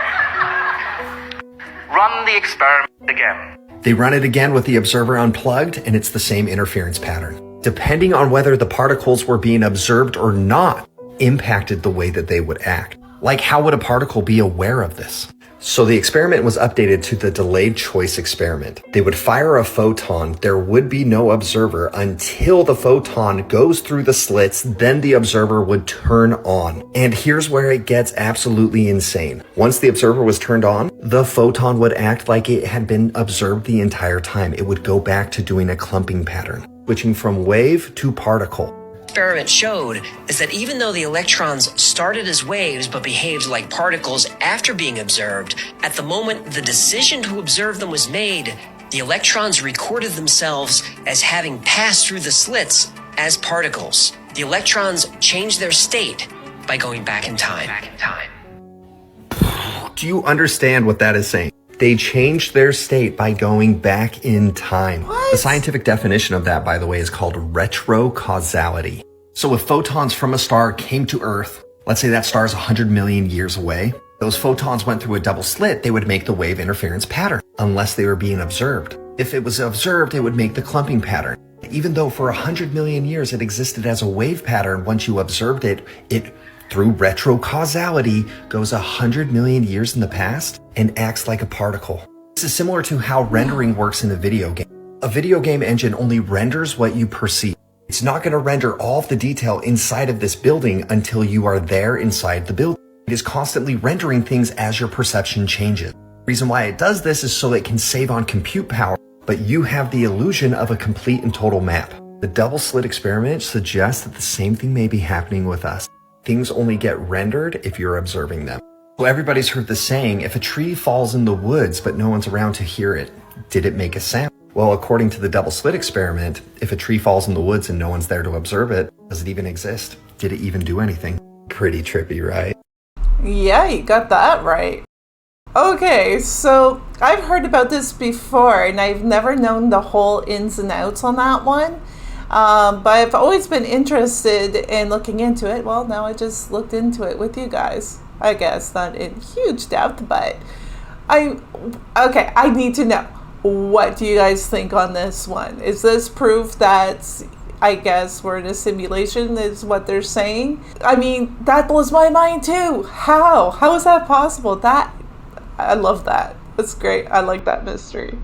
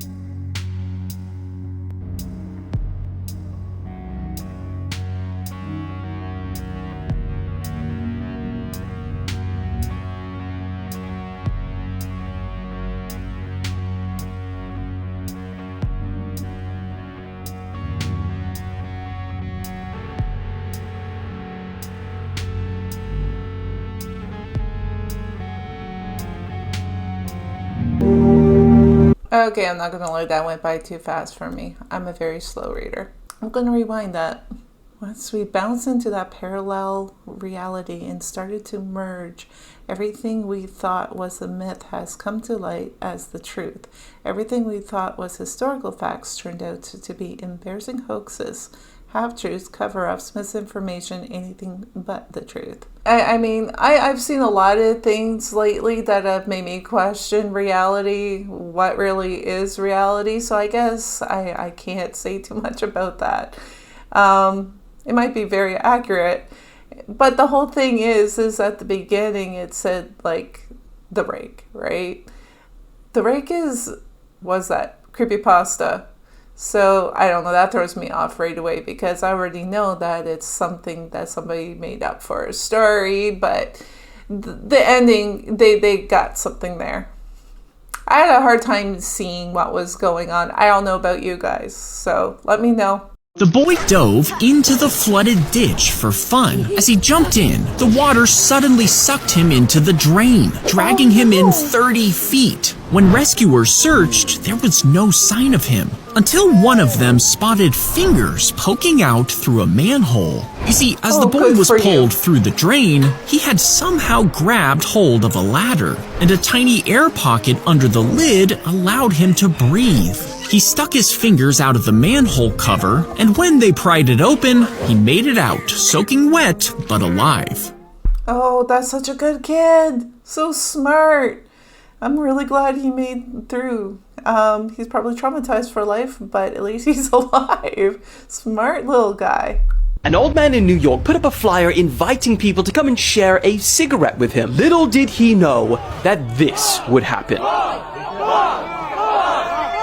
You see, a few days ago, Bob handed out some flyers, but one of the people he handed it out to posted online only for it to go mega viral. And I mean, with New York being as crazy as it is, according to the online event listing, 2,500 people actually went. Videos online show people chanting Bob's name, turning up on pogo sticks, climbing lampposts and traffic lights just to get a glimpse of him. And this is all for an event that was from 2 p.m. to 2:05 p.m. But that was 5 minutes where New Yorkers put aside their agendas, politics, race, or religion and united over one shared interest. We want your Marlboros.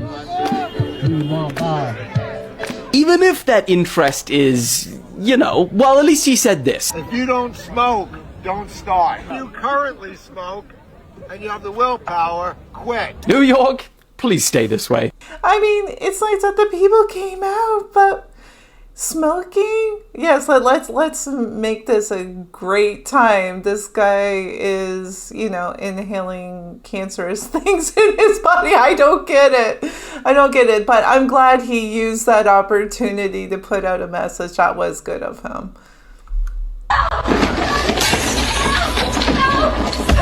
Let go of me, please! Somebody help! No! Please let me go! No!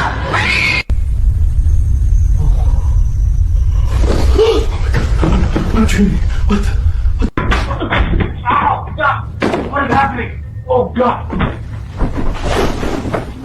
Oh, God, let go!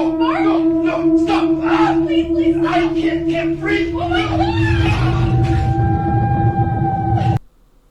God! Okay, so I think a few of them were real. The other ones I'm not sure about, like that guy levitating from the bed, that looked really fake. He was too rigid, too still. I don't know. I didn't believe that. And some of the tossing around I find hard to believe, but a little bit of it, I don't know. You may have me on it. I might think that that's real. Okay, so let's talk about the Arlington Hotel in Paris, Ontario, because this place is known for being seriously haunted. Guests and ghost hunters both report the same thing: apparitions, objects moving on their own, and this overwhelming feeling like you're being watched. Most of the activity is said to happen on the 3rd floor. A former housekeeper claimed there's a stain above one of the doors that will not come out, and that's where a man reportedly died by his own hands. People say that area feels heavy, like the air is thicker there. There are also stories of picture frames sliding across walls, bathroom doors slowly opening on their own, and guests waking up in the night with this intense sense that someone is in the room with them. One guest said the feeling got so bad that they literally checked out in the middle of the night. Well, that's horrifying. So what do you guys think? Would you go to a hotel like that overnight? Or even just for a little bit, just to see if it's real? I'm actually considering it. And if I do, I will record it and I will put it on here. I think that would be a good idea if I were to attempt it. Yeah, I mean, that's pretty scary. That whole stain thing? No. That is so wrong. Thank you for the submission and for the possible nightmares tonight. There's a place in Japan that has more dolls, I think I've seen this, than real people. Yeah. Nagoro Scarecrow Village. Yeah. Long time ago, there was a bunch of people that lived there. Small village in Japan. But slowly and slowly, people started to move out or people started to die off. Yeah. And there was a woman that was so sad because she loved her area. Yeah, I've heard of this. And what happened was the school was abandoned, all of the stores are gone. So what she decided to do, one day, she made a scarecrow for her own farm. Yeah. And she designed the scarecrow to remind her of her father. She looked at it and she's like, it touched like a special place in her heart because she didn't have anybody around her. So what she did, she made a scarecrow of every single person that she knew in that village. It's crazy. And filled the whole village with these scarecrows and pretty much dolls. Yeah. Look. Yeah, I seen this one. There's so much. They had to fill the whole school. I remember this. Lining up to it so much. It's crazy. So the fact that she did it by herself is insane too. I know. That's freaky. Could you imagine doing that? I feel bad for her though. She must be really lonely and sad.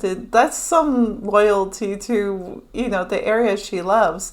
However, that's giving me the vibe of Last Man on Earth. Making all those people to feel like there's others around. Do you think you could do it? I don't think I could. I'd have to be around people. No.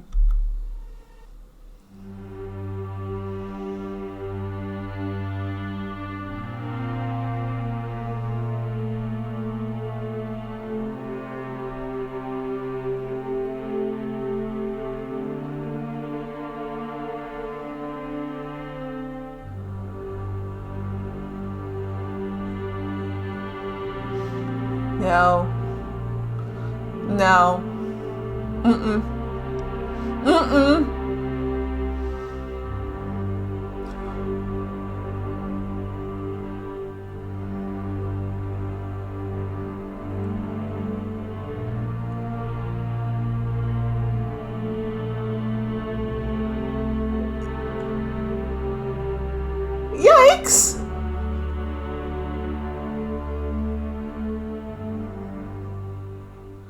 I can't believe it either. How does that place exist? Yeah, I'm claustrophobic, so that's a big no right there. Just the exploration, but what they found, yeah, that's a little devastating and nope, just nope. Really? Well, that happened. I would edit that in. Do it. That's kind of funny, right?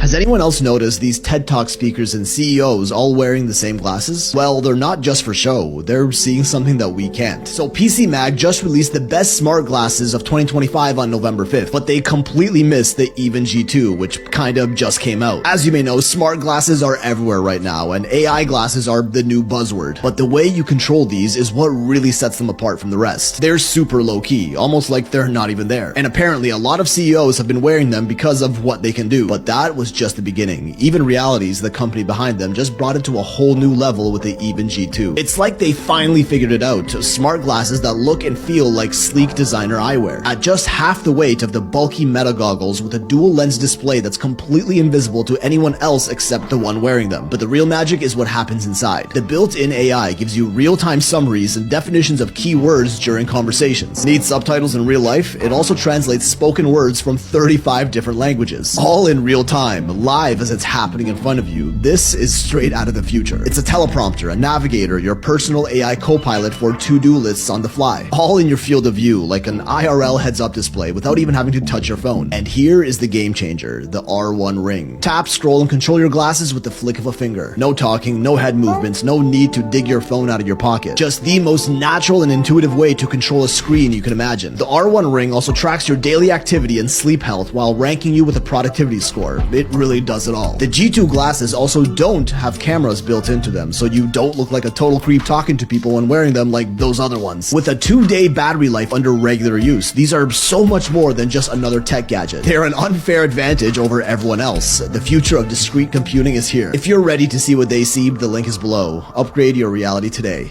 I don't like the idea of that. That's like every part of your life right there. I mean, some of the stuff is cool, the translating part and everything, but monitoring you and everything, I think they're trying to get us used to constantly being tracked and everything. I'm a conspiracy theorist, just a little bit, so that kind of worries me, and I'm going to say it. You may not agree with it, but I don't think they look good. I don't like those frames. They look like plastic sunglass frames to me, but to each their own. So, what am I looking I'm out at? of the shower. Get ready to comb out my hair. Still have a towel on my head. There I am. And can't help but see Philip staring at me as usual. Put a towel on that head. He's not that frightening. He looks pretty normal this way, but when you look at him from the side, it's like his eye is following me. Probably It's is. not, I think. Hey, baby.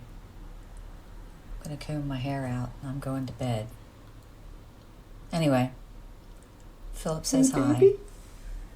He will see you all in the morning. Well, at least me.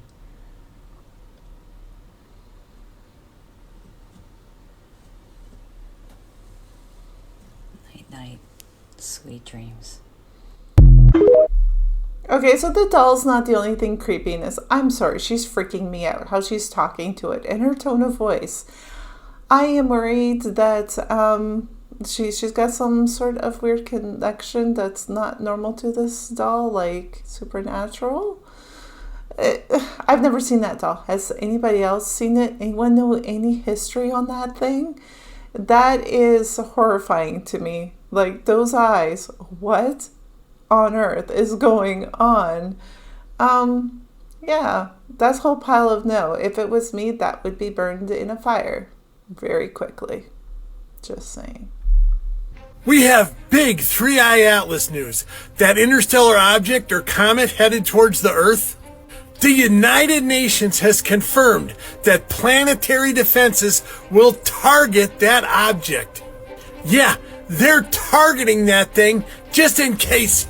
Now, I don't know what those interplanetary defenses are, and they didn't say. In a statement from the United Nations, they said starting November 27th, for at least 2 months, that interstellar object or comet will be targeted. It's scheduled to get closest to the Earth as of December 19th, according to them. There's been a lot of different images of the 3i Atlas object online. But during this announcement from the United Nations, this new image from NASA was revealed. Yeah, that's it, baby cakes. So if there's nothing to this thing, and it's just a comet skeet scat and shabdabbing by the Earth, why is the UN or the nations of the world targeting this thing with whatever defenses they have? I don't know, but if it looks like a fish, acts like a fish, and smells like Amy Schumer, I think something's up. Okay, Bushkies, I'll do the best I can to keep you updated. Shabadoo, Bushkies. Shabadoo. Wow, that escalated? Is that for real? Holy crap. I didn't see that coming. That's a really cool twist to the story. Does anybody else feel like we're living in like a science fiction movie or something? Things have become so weird. And that was like, wow. I'm in it for the ride. I'm at the point I don't even care what happens anymore.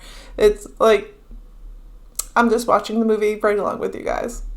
Hey, this right here is the type of flight I'm not staying on. Because imagine you're on a plane and it's about to take off, and all of a sudden a guy just get up and start shaking and then talking crazy, talking about this is the 6th time. We always crash, we always die, and we're stuck in a loop. What are you gonna do? At this point, flight is canceled. Let me off this junk. I'm getting my bags. I'm about to go get a motherfucking rental and I'm driving to where I gotta go. Unless it's overseas, then that shit. I don't care. If I'm in first class, I'm still not doing it. I don't care.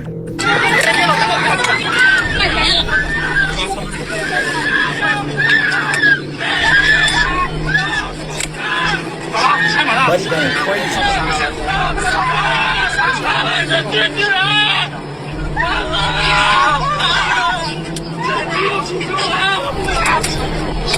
And the crazy thing about this video is the man that was yelling, he wasn't trying to get attention. He really sounded like someone who was tired of going through the same loop over and again, and again. We all seen Final Destination. That's what that remind me of, fool. You can really hear the fear in that man's voice. That's why I know this man is not going crazy, fool. He must really went through the same loop. So let me ask y'all a question. If you was on that flight and you heard someone say that, are you going to stay in your seat, or are you getting up and you're exiting the plane? Because I already told y'all what I'm doing.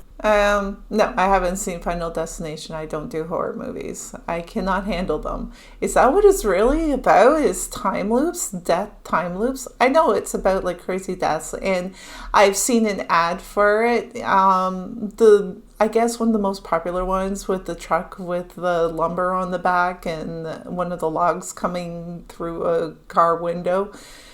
Ever since I've seen that ad, I haven't had to see the movie. I never allow a truck that has that in front of me. I always go around them any way possible. But I mean, here's the question though. As much as it's interesting to think that that's real, then how did that video get uploaded? I'm guessing they survived, they landed, and someone was able to upload this video. Unless they uploaded from the airplane. Can you do that? I don't even know if you can do that with rules with internet. I have no idea. I haven't been on a plane in a while. I don't like planes. And the last thing from my mind would be to record and put stuff up on media and all that. But I mean, someone let me know. Can you do that? Otherwise, that plane had to land. They had to survive. Somebody uploaded it. Just saying.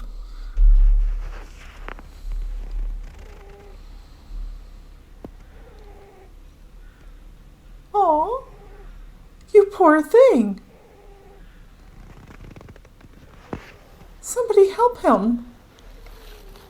He smiles. The poor coon. Somebody should help him. I think he's stuck. Aww. Okay, yeah, it is kind of time to be concerned as we're giving thinking machines quantum chip brains and allowing them to have super strength and the ability to communicate with the hive mind. Yeah, this might not be the best idea. First off, a company named OpenMind is giving robots the ability to be self-referential. That means they know who they are, and they also know who other robots are, and they can communicate like a hive mind.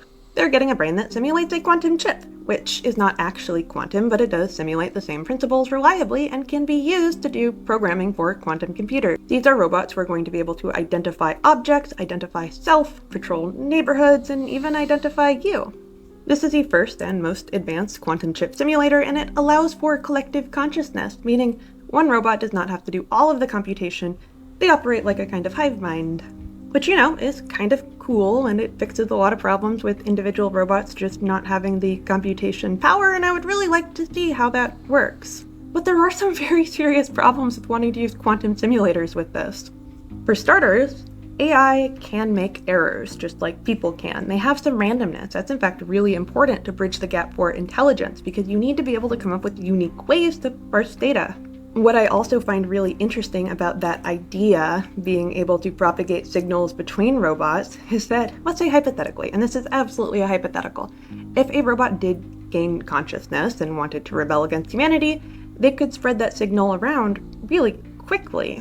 Meaning if one goes off the rails, you actually have a very big problem, and we know that AIs are resistant to being shut down. And yes, there was a whistleblower from Figure, an engineer, who had concerns about the strength that these things have. It is not well controlled, and it has the ability to crack a human skull, and maybe we ought to be worried about that. But no, he was fired.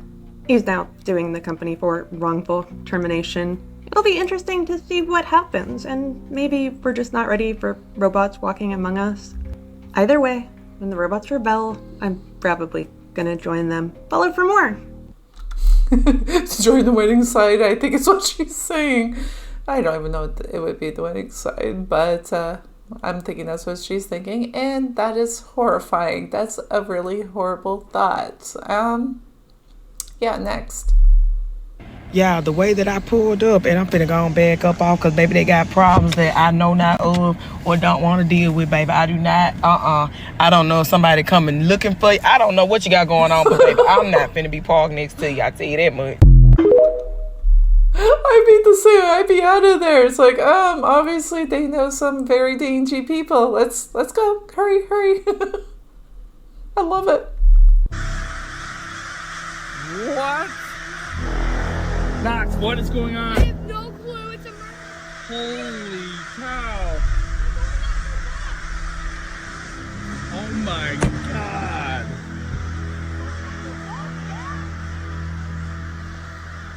This is so crazy. Yeah. I've never seen anything like this, have you? This is when they go after bugs. I've never seen them hunt like this. What's happening? It's the birds. Alfred Hitchcock. Right? I'd be wondering if it was the end of the world. I'd be the one out there singing, "It's the end of the world as we know it." Yeah, that's scary. Oh boy. Bro, squatters have hit the absolute jackpot after managing to take over an entire Spanish resort. All of the 92 suites are now occupied, and the owners still legally have to pay gas and electricity. This is Calau Sport Hotel on the popular holiday island of Tenerife. And about 10 months ago, it was broken into by a group of 12 what they call mafia squatters. What a name. And they've essentially refused to leave ever since. And they are now even renting out rooms as if they own it. And as a result of this, the crowd living there is now risen to about 200 people. Bro, the Christmas rave they're about to have is going to be outrageous. But you're probably wondering, how the hell is this possible? Well, Spain is renowned for having very strict tenant protection laws, especially when it comes to evictions. So the actual procedure to have someone removed from your property can be very lengthy and very difficult. In fact, the owners say that the bills they now have to pay per month is about 6,000 euros. They say that is triple of what they were paying when this resort was operational because of how many people live there. But the squatters, on the other hand, they're also blaming the government for this. They're saying that authorities have long neglected locals in favor of benefiting tourists. And because of that, house prices have reportedly risen to about 80% in the last decade in the region. So they claim that they can no longer afford rent, so they just kind of go wherever they need to. Now, after a year of litigation back and forth, a court has finally ordered the eviction of the squatters within 30 days. So I guess we'll see if they actually leave. Wow, that's a mess. Yeah, a lot of these countries do cater to tourism and tourists. I'm not even going to pretend to understand the ins and outs of that. That's just a really heartbreaking situation.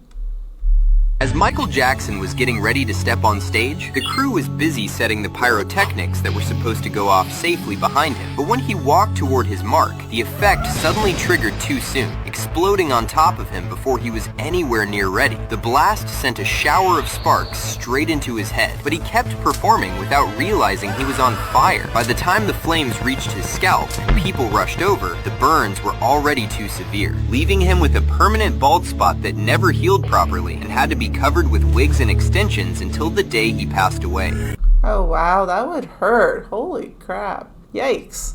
This is hands down one of the coolest photos taken from outer space of all time, and I'm gonna try really hard to explain why. This is a real image, taken in 1977 from a spacecraft traveling over 30,000 miles per hour. And this is the first image of the Earth and the moon in the same frame. Be honest, did you notice the moon was there? This image was taken through 3 different color filters and processed back on Earth, and also because the Earth is so much brighter than the moon was actually brightened by 3 times. But here's a brighter version. This is insane because the perspective makes the scale look so different. But this is where Voyager started, and now it is the most distant human-made object from Earth. At this point, it's 16 billion miles away, which means it takes about 23 hours one way just to send signals to it. And it's old. It's losing power, so to conserve the scientific abilities that it had left, scientists actually shut off the camera in 1990. But right before it did, it turned around and took one last look at Earth. This is the pale blue dot. That's Earth, and the moon is too small and dim to see. You can see how far the spacecraft went from this to this in 13 years. Now, hopefully someday aliens will intercept it and get a hint that there's other life out there. If you learned something from this video, please consider voting for me for the Learning Creator of the Year at the first United States TikTok Awards. I am so excited.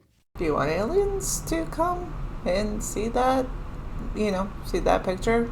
Yeah, there's life ahead. Morbid facts about the cast of Stranger Things, Part 1. Before playing Vecna, Jamie Campbell Bower spiraled into heroin addiction and said he was 1 week away from death. He's talked about waking up in places he didn't remember, overdosing, and losing control of his life. He eventually entered rehab, got sober, and described the experience as surviving the darkest years of his life. Before Stranger Things made him famous, Joe Keery survived a serious car accident that easily could have killed him. The car flipped and was completely wrecked, and he later said he only walked away because the airbags deployed at the exact right moment. The crash left him shaken for years, realizing how close he'd come to death before anyone knew his name. Gaten Matarazzo was born with cleidocranial dysplasia, a condition so rare it affects less than 1 in a million people. It left him without collarbones, caused severe skull and dental abnormalities, and forced him into repeated surgeries to expose impacted teeth and install prosthetics. The condition itself can cause brittle bones, dangerous airway problems, and lifelong complications. Before Stranger Things, he was rejected from audition after audition for his appearance, but the show ultimately wrote his real disorder into Dustin's character, and Gaten now uses his platform to raise awareness for those living with CCD. Good for him.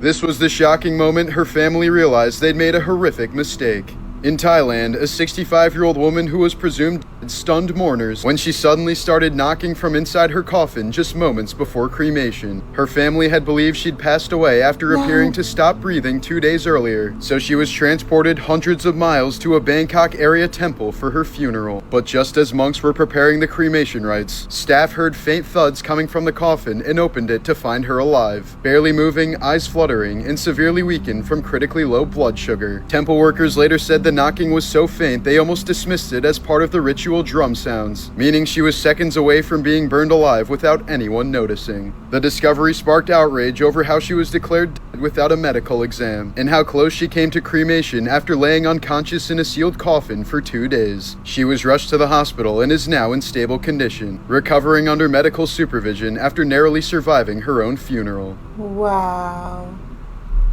That was a close call. Yeah, they need better, declaration of that there. Or was that just a freak? It sounded like it was a freak incident.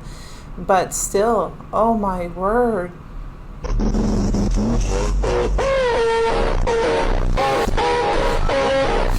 These are my favorite videos ever to get tagged in. I love talking about the ocean, so let's get into it. This TikTok video shows a size comparison between an average human and progressively larger and larger sea creatures, starting off with a big fin squid at 6 meters, going up to a phantom jellyfish, then skipping a few, and finally concluding with the lion's mane jellyfish that they claim is 60 meters long, which is not true. That being said, our oceans are filled with large and very strange creatures. The largest lion's mane jellyfish out there was 120 feet long, which is ridiculously large. But that's not even the longest creature out there. The longest one is believed to be the giant siphonophore, which reached a length of 130 feet, although it is kind of just like a straight line. But even though these are the longest creatures out there, the largest one is still the blue whale at around 100 feet in length and weighing 400,000 pounds, which is why it's the largest. These videos always remind me how we are genuinely so small compared to a lot of these creatures. If they ever got the ability to walk on land, we're cooked. Kind of is like maybe there is aliens in the water like they say, and these are their creatures. Those are freaky. Man, I don't want to be in that water. That's scary that's there. More you know, right? Alright, what's going on here? What is going on the set of Wicked? There is now a third actress, Michelle, who looks drastically different in the way she looks, and I know this is a very controversial subject, so I'm not going to talk about it too much, but like, what's going on this set? Is there like a requirement that you have to look a certain way to be in this movie, or is there just something going on? I don't know. But there's another Wicked coming out, so you've probably seen clips of all of these people all over your social media. And I think the clips are actually the worst part. It's getting out of hand, actually. Let me show you a couple. You have Cynthia Erivo having a panic attack or an anxiety attack Not because... the time, helicopter! A helicopter flew over the interview. Look at her, and Ariana's just like holding her. Are we for real? You have Ariana Grande getting randomly side hugged by a fan, which I get, people don't want to be touched. But Cynthia Erivo hugs her and caresses her like she's been ruthlessly attacked. Wow. Next, you have a man that grabs Ariana Grande's hand, and yet again, Cynthia Erivo saves her and caresses her hand. I hope she recovers. And I'm not the only one who feels this way. People are recreating these interviews and making a joke out of it. Yeah. Where are you from? Dayton, Ohio? Oh my god. Oh my god. Oh my god. Look, maybe this is one big marketing scheme, but this is one of the biggest movies in the world, and a lot of girls want to be like these two women. I know me growing up, I wanted to be like a lot of the actors I was watching because they were so cool, and this is just weird. And I feel like if people start to act like this, it is not good. I wonder if it has something to do with The Wizard of Oz. Like, the original had so many problems with it. I don't know if everything they have said is true and real. Other things are real, and maybe it's just a cursed thing. And I hate to say it because I love The Wizard of Oz. It's big for me. It's my childhood. And then Wicked, I did watch the first Wicked. I'm planning on watching the second one, but it's almost like there's something to it, that there's some sort of a curse to it. I don't know. What do you guys think? Am I onto something, or is my conspiracy nut head really activating at the moment? If you fart inside a spacesuit, you might think it would have a special vent to let it out. But the base layer of the suit is airtight, meaning it traps everything inside, including smells. Now, it does have a system that pulls in bad air, like your fart, and traps them in special filters. But it doesn't make the smell go away, meaning for a few minutes, you're just stuck, floating in space, breathing in your own fart.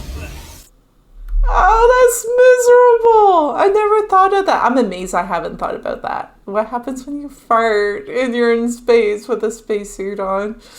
Yeah, that's great. Well, not great for them, but that's some entertainment there. Are you Justin Bieber? Yeah, what's up, bro? Justin. I love you, bro. Can I hug love you too. Yes, sir, bro. My bad, I didn't know you was. No, it's all good. I was What already happened? recording. Do you really want to know? Yes, bro. When your car breaks down, and you've been trying so hard in life, it's just tough. You moved to the big city, trying to make it like everybody else.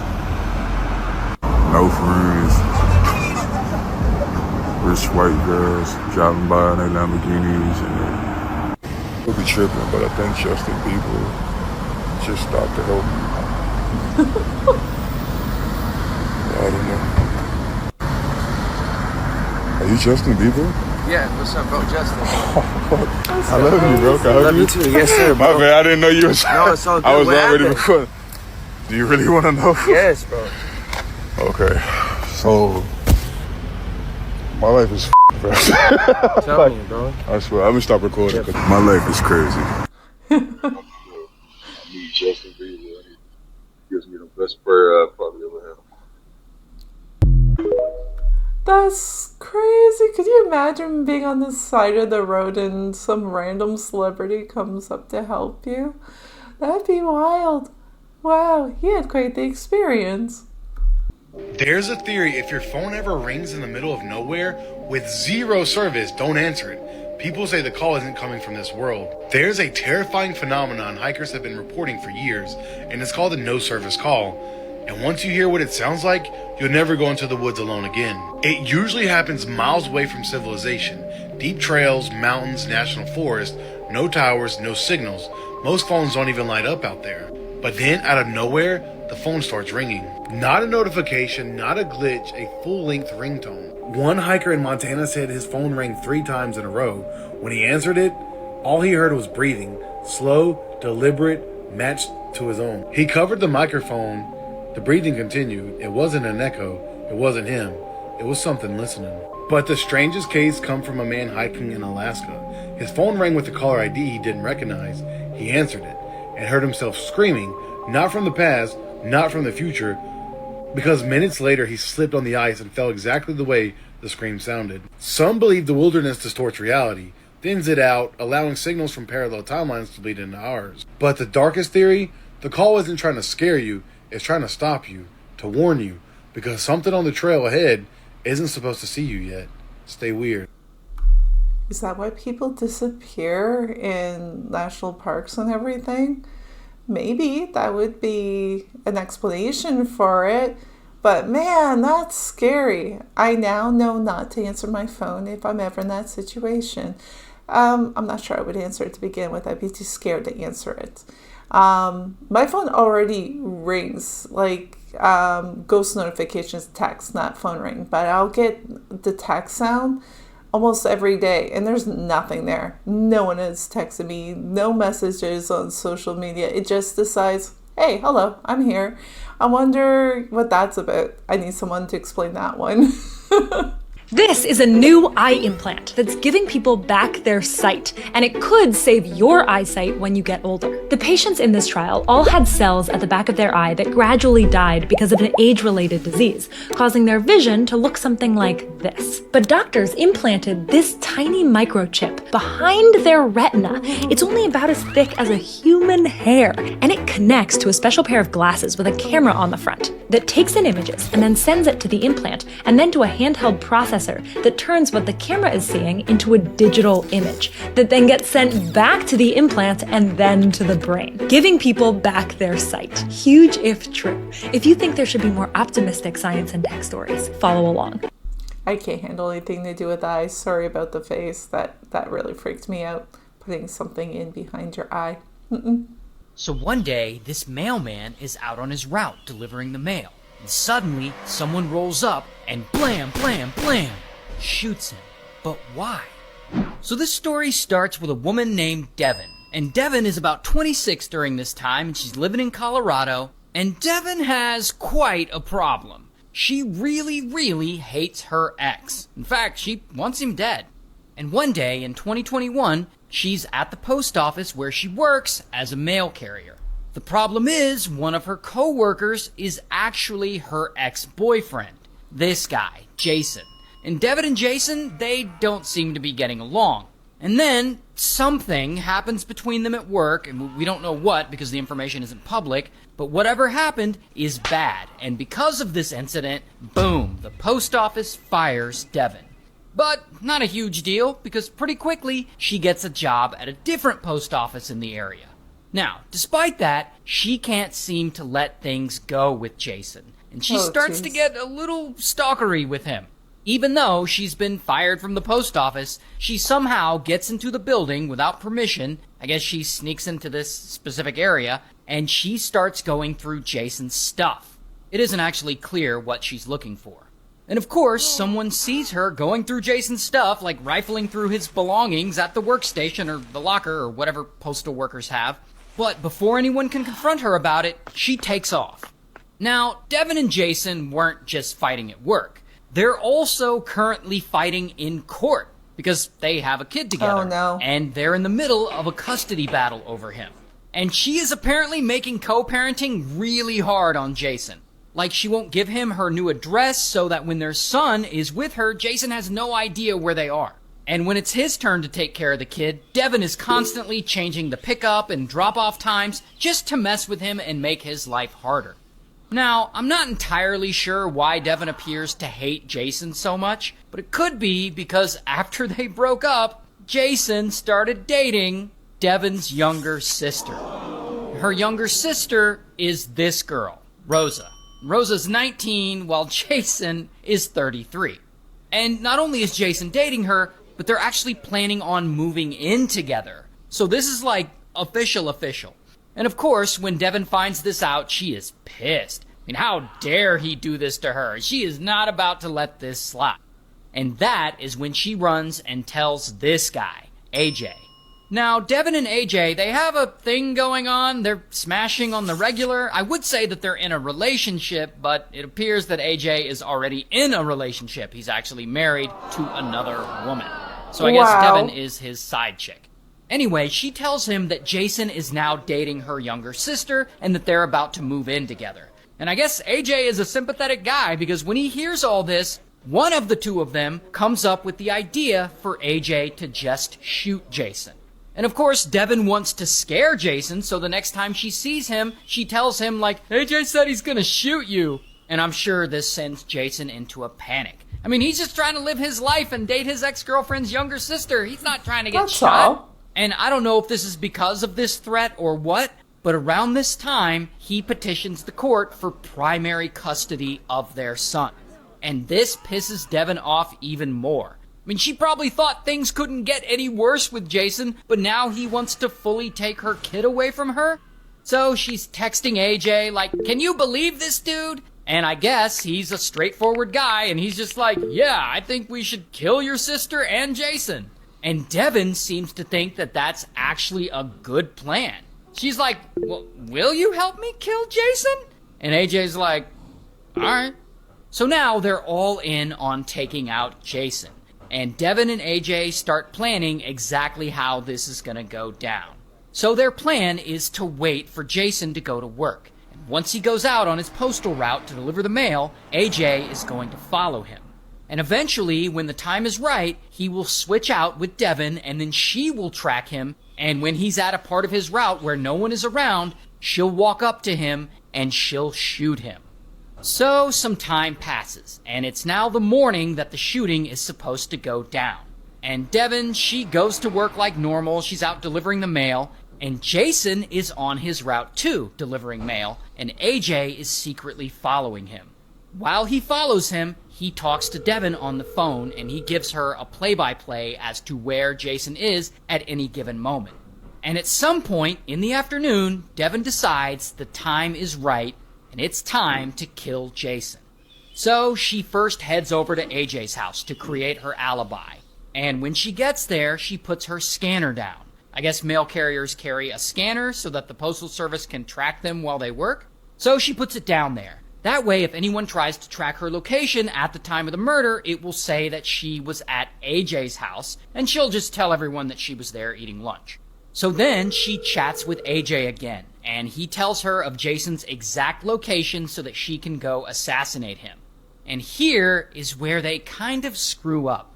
AJ doesn't want to be in the area when this murder goes down, so he leaves. But instead of going back home, he takes off and he goes to Hooters to I guess, hang out. Meanwhile, Devin drives to the neighborhood where Jason is supposed to be delivering the mail, and she parks close enough to walk to him. Then she puts on a blue mask, and she waits for him to be in the perfect spot, and then she gets out, and she walks toward him. And poor Jason, he's busy working, and I guess he doesn't see Devin coming toward him. And that is when she pulls out a pistol, and blam, blam, blam, she shoots him, and this kills him. Right there in the middle of the street in broad daylight. And then Devin runs back to her car and she speeds away. And she drives back to her mail truck, and from there she finishes her route. Like she has to deliver the rest of the day's mail because that's part of her alibi, is that she was working all day.